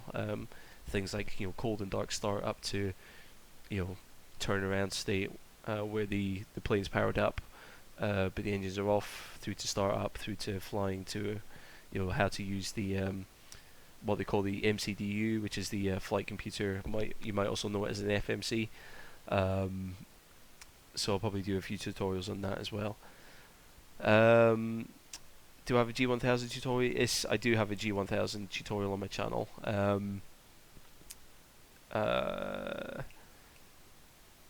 Yeah, I can't remember. It was a little while ago that I made it. But yeah, there is definitely a G1000 tutorial on my channel, just with one of the default aircraft. So it's not, it's not like an add-on aircraft because I'm pretty sure that the G1000 unit in real life has a lot more functionality than the one in FSX does. But certainly the FSX one is in is up on my channel somewhere.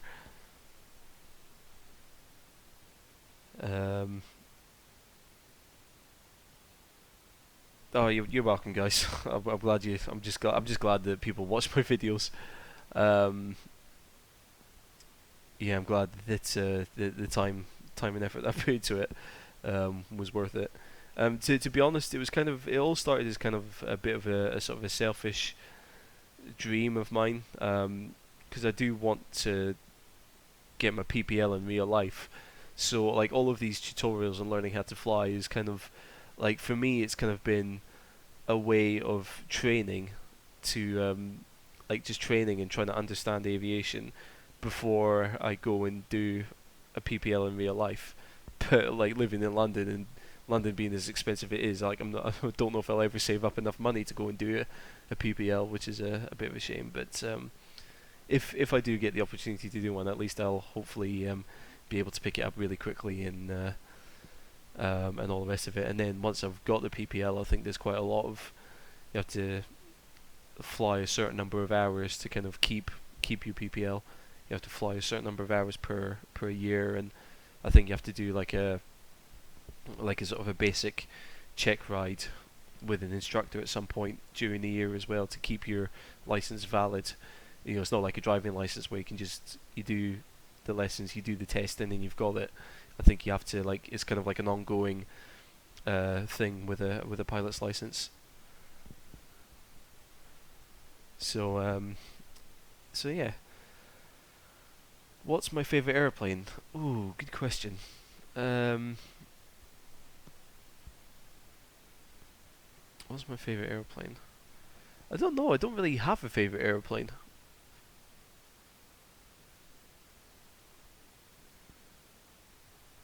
Does the space shuttle count as an airplane? It had wings and engines, and it did fly. Um, yeah, like I don't really have a favorite airplane as such, but I've been really interested in sort of space flight over the past year. And I'm a big fan of SpaceX and everything they're trying to accomplish right now. Well, okay, I say I'm I'm an absolute SpaceX fangirl. I'm checking out the SpaceX Reddit every day, literally, to see like the latest updates on SpaceX and what they do and how they're doing it and stuff. But I've been trying to like read a little more about like rocket engines and how they work and all the rest of it. So I'm like really intrigued in sort of space flight and stuff. And at the moment, like in my spare time, I'm playing Kerbal Space Program, and I've actually kind of made a sort of a Falcon 9 replica in Kerbal Space Program. So I'm really into space flight at the moment. So I don't have a favorite plane as such. Like I like a lot of planes for a lot of reasons. There's not one which really stands out. Like I appreciate, all planes for what they can do. You know, like the 777 is just big. Like the Airbus A380 is big. You know, the 747 was designed. What year was it designed in? It's quite an old plane. Like the original Boeing 747 is quite an old plane, but like at the time it was huge for what it was designed for. So of course, like all the classics, like the Spitfire, the Lancaster, like all the as I said, like I don't know much about kind of old planes, but yeah, like the Spitfires will always hold the Hurricanes as well. They'll always hold a special place in British hearts, I reckon. And then now, like the modern planes, like the Eurofighter Typhoon is one I like. The Tornadoes, because they used to fly around the Scottish Highlands, and I used to be able to watch them from sort of school and stuff. I love the Tornadoes. There's a lot of planes that I like for a lot of different reasons. I don't have like one single plane that I would say is, I dream about or ever dream of flying.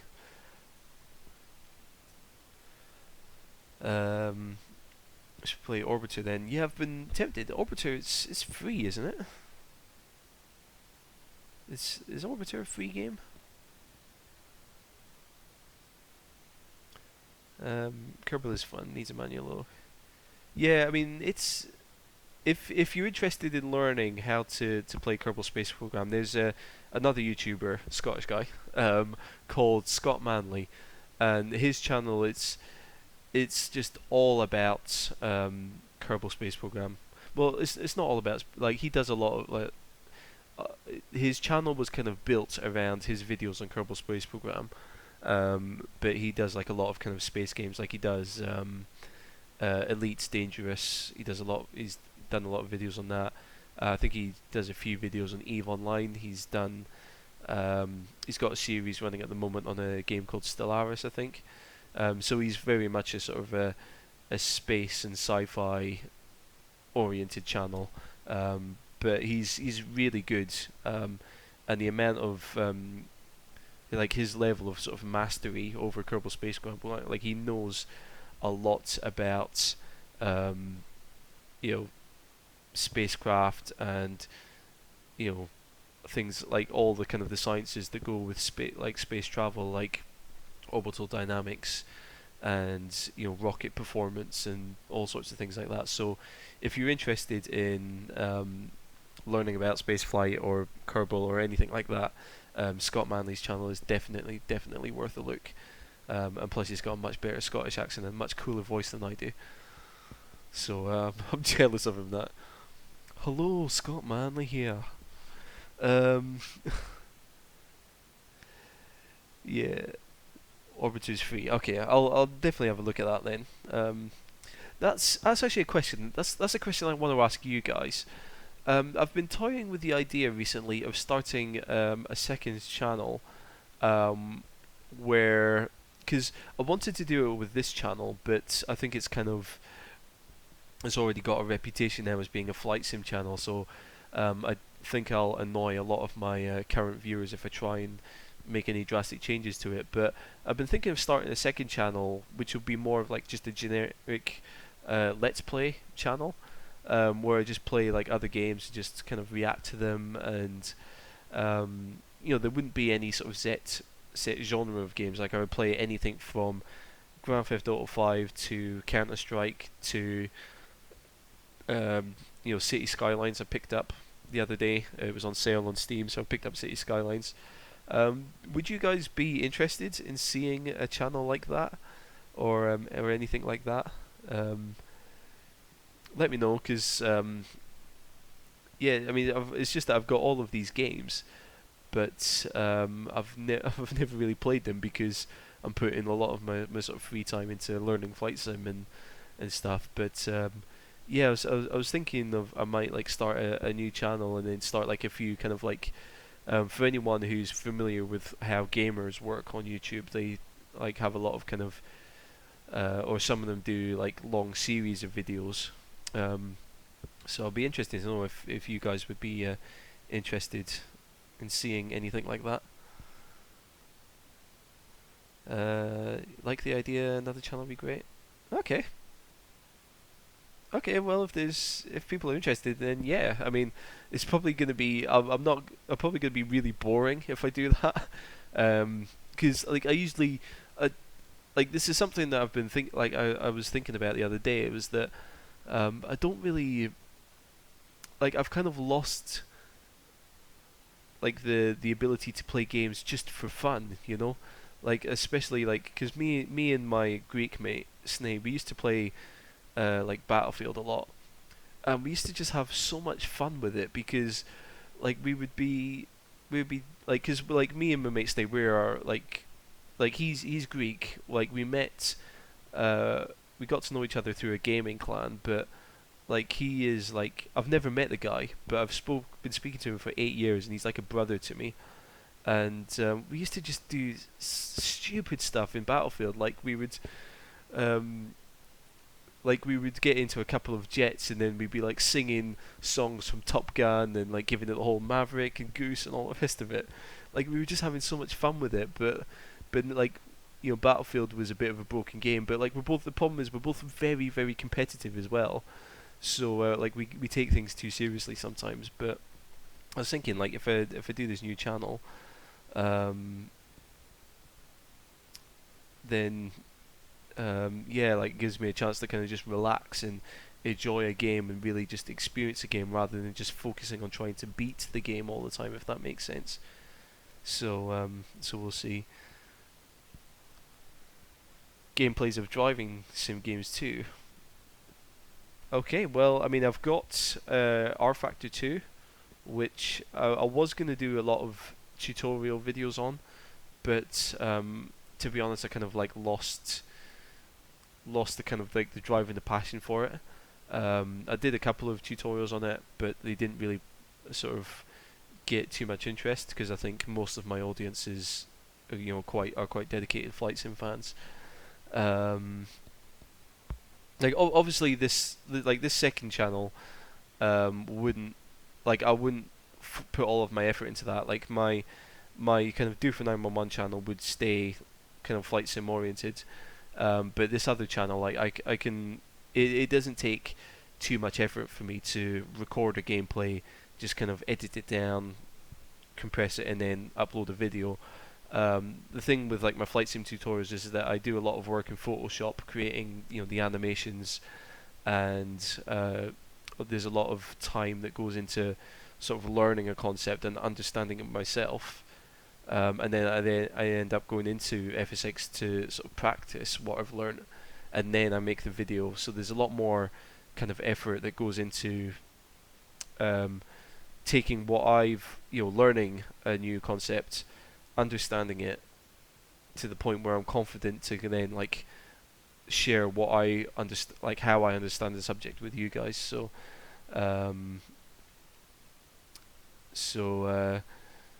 yeah, but if I do the second channel, and it for me, like, I could play the game, it would take me the same amount of time to just play a game. It would take me less, it's like less effort on my part to just play, like just to do like a let's play video, reduce it into like something interesting, and then just upload it.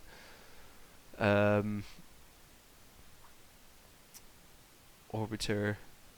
Okay, well, I'll have a look at Orbiter maybe this weekend, and yeah, I might do it. I'll put a quick video up on it, and like a little kind of showcase almost of it, and we'll see how that goes. For FSX display settings, yes, yeah, I did do like an FSX tweaking guide, as E Black has pointed out there. So that is on my channel somewhere. If you do a search on my channel for FSX tweaking, then you should be able to find it there. Kathiresh, you have to go. Thank you very much for coming along, mate. It's been good having you along, and thanks for sort of all your comments and questions and bits and pieces, and for being interactive there. What monitor size do I use for FSX? Oh god, what size is this one? Oh god, what size is it? I think it's a 24-inch screen. Hang on, what size is my secondary one? That's a 20. So yeah, I think the one that I've got here is a 24-inch 1080p. It's a BenQ gaming monitor, and it's got a refresh rate of 144 hertz, I think. So it's like a sort of it's a BenQ gaming monitor, and I think it's it's either 22 or 24 inches. This screen, I got it quite recently, so that's what I use. Too complex Orbiter. Yeah, it's yeah. I think Orbiter is the ultimate spacecraft simulator out there, which is amazing considering it's free as well. FIFA Beast, hello dude, how's it going? Or dudette, if you're a lady. Yeah, sadly you've come in sort of towards the end of the stream. I'm just kind of like, I've already done all of the sort of the flying in FSX and bits and pieces that I was planning on doing. Actually, with all this talk of spaceflight, let's. What I'll do is I'll jump into Kerbal Space Program quickly so you can see what I've done with Kerbal. I've got my because I'm such a SpaceX fanboy. I've got my what was it, Falcon 9 clone, and I've also built a automated drone ship as well, and I gave it a SpaceX inspired name.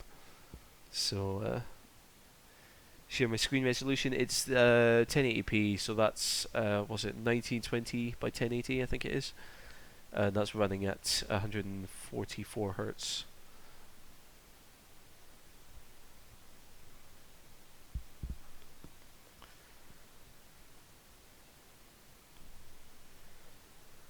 Yeah, I've got a few add-ons that I use for Kerbal there as well. So I've got Kerbal Engineer, KOS. That's quite interesting. That's like a coding program for FSX. Because what I want to try and do is I want to try and like, obviously being a SpaceX fan, I want to try and build a rocket that can like automatically land as well. I'm trying to figure out how to sort of write my own sort of launch program that will control all of that, and landing program that will do all of that. So that's the thing that I'm doing. KSP AVC plugin, I think that's just to check the mods there and the versions of the mods. Docking port alignment, because it just makes docking easier, and ScanSat, because it gives me nice pretty maps and bits and pieces. Kerbal is on sale on GOG. Thank you all for pointing that out. If anyone's interested in picking up Kerbal Space Program, there you go. You've got an option there. Right, let's have a look. So I can show off my bits and pieces here.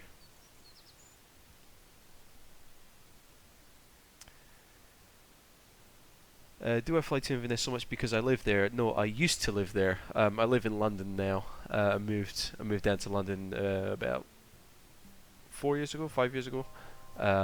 So I used to live in Inverness. I was kind of born and raised there, but just because it's sort of local knowledge, that's where I kind of do all my flights up there. Plus, I miss it. A little bit homesick. Right, let's have a look at my drone ship here.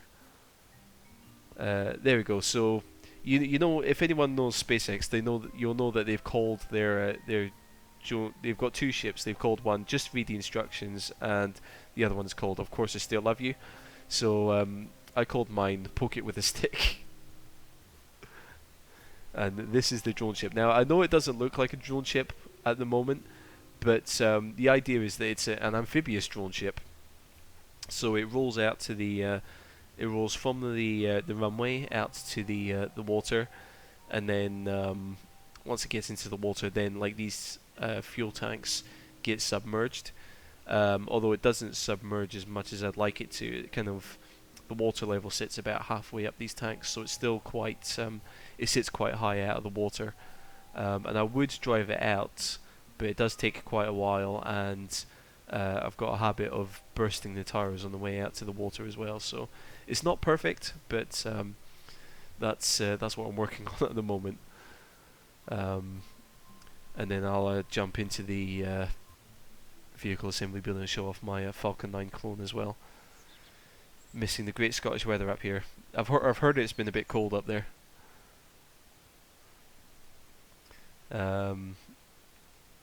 Yeah, I know that up in Inverness it's constantly about 10 degrees colder up there than it is in London.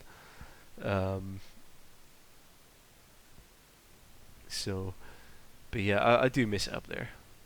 I might be heading up there sort of later on in the year, because I often it's funny because when I lived in Inverness, I always used to travel to London like on school holidays and stuff. And now that I live in London, I always travel back to Inverness on holiday because I can't afford to go anywhere nice. Where was my rocket? I can't remember what I called it.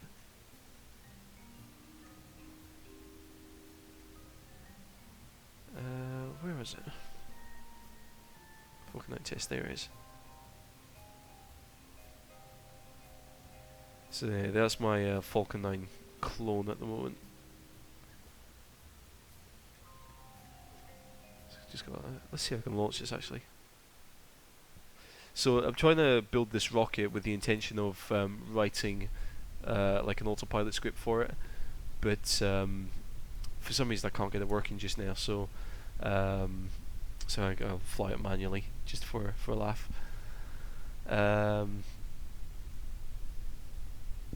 Cool, right. Oh, we've got some Kerbal fans in here as well. Intriguing. Right, so yeah. Noppy, I don't know how long you've been watching, but yeah, this is basically my SpaceX Falcon 9 clone at the moment. Although I might struggle with the landing of this.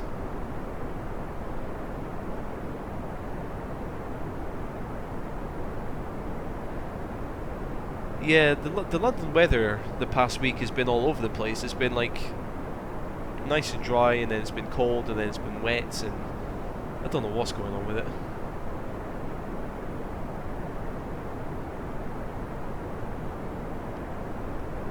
Try and start a gravity turn there now. I did not expect to be doing this on this live stream. I was just going to play my FSX missions, and then that would be it. But I know there's a lot of talk of space flight and stuff, and now I want to play Kerbal.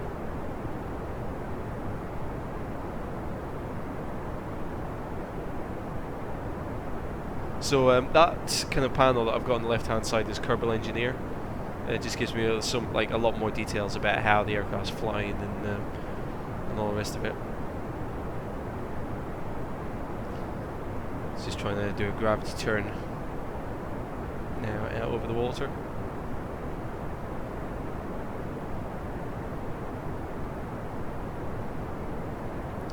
And I think this is quite a faithful rocket, going back when you look back at the Falcon 9, because the fuel margins are actually quite tight on this, and yeah, once I've sort of done the whole re-entry burn and start bringing the rocket back down, I only have like a couple of hundred of meters worth of delta V left, so I think performance-wise it's actually quite faithful to the Falcon 9, which I'm quite proud about. But I do need to start getting this thing going horizontal.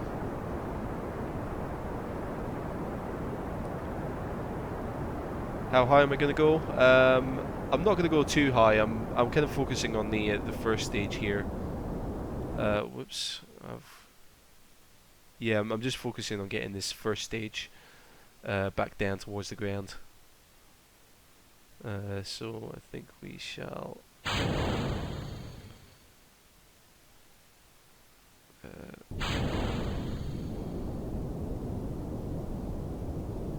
So I'm just going to get that out of the way, cut the engine, and then switch back to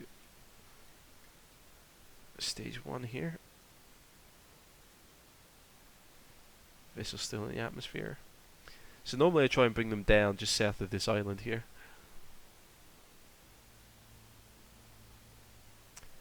Yeah, sorry Usman, the FSX portion of the stream finished quite a while ago. I was just sat taking a few questions for a little while, and then now I'm playing this.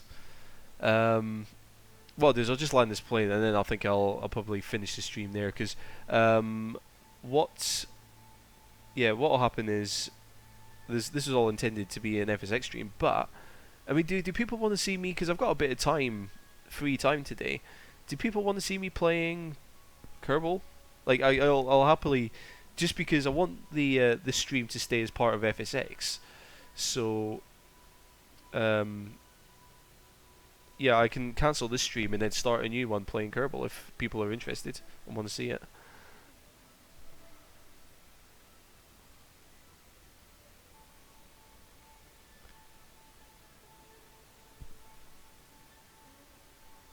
I need to check the electric usage on this as well.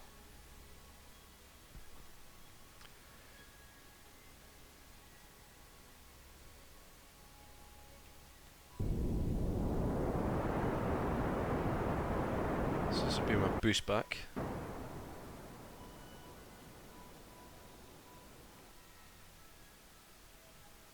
So slow it down there. So my intention is to have my little drone ship sitting out here somewhere, and then do the whole SpaceX landing on a thingamajiggy. I'm not an expert in Kerbal in any way, shape, or form, by the way. So don't expect me to like build an amazing rocket that will fly to the sun and back. I'm much less adept at Kerbal Space Program than I am FSX.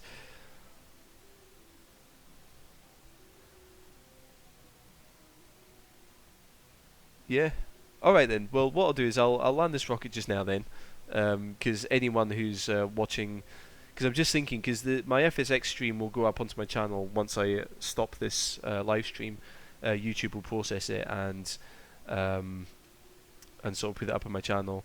So if anyone is watching this later on and they're an FSX fan and they're like, they skip ahead in the video and they see me playing Kerbal, they're going to be thinking, what on earth is he doing? Alright, Usman, thanks for coming along.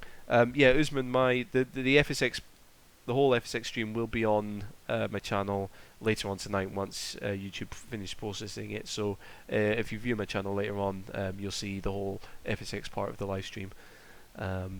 And then what I'll do is I'll land this just now, and then I'll stop this live stream. Give me like 5 minutes to get some food, and then I'll come back and play a bit of Kerbal.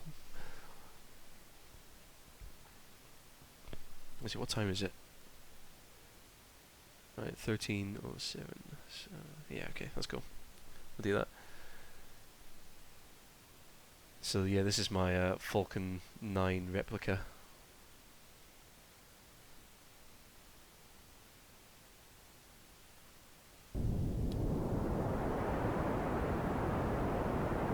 Re-entry burn.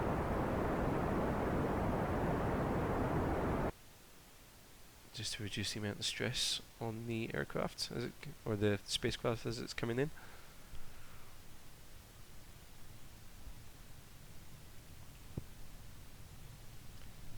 I think needs some SAS now.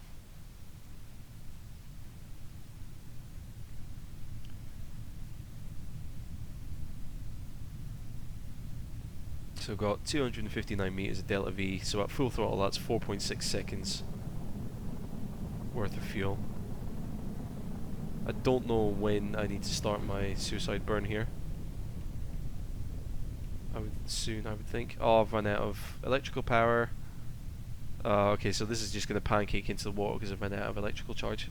Damn it. But you can see I've got 250 meters of delta V there. And I could have landed that.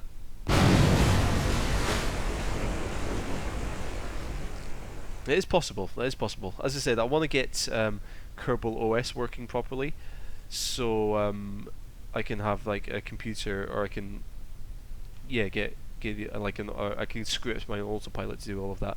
But anyway, yeah, what I'm gonna do is I'm gonna stop the stream here. If you guys give me 10 minutes, what I'll do is I'll go grab myself some food, grab myself a snack just now. And then I will start a new live stream in about 10 minutes, and we'll continue playing Kerbal. So for those of you here for the FSX part of this live stream, thank you very much.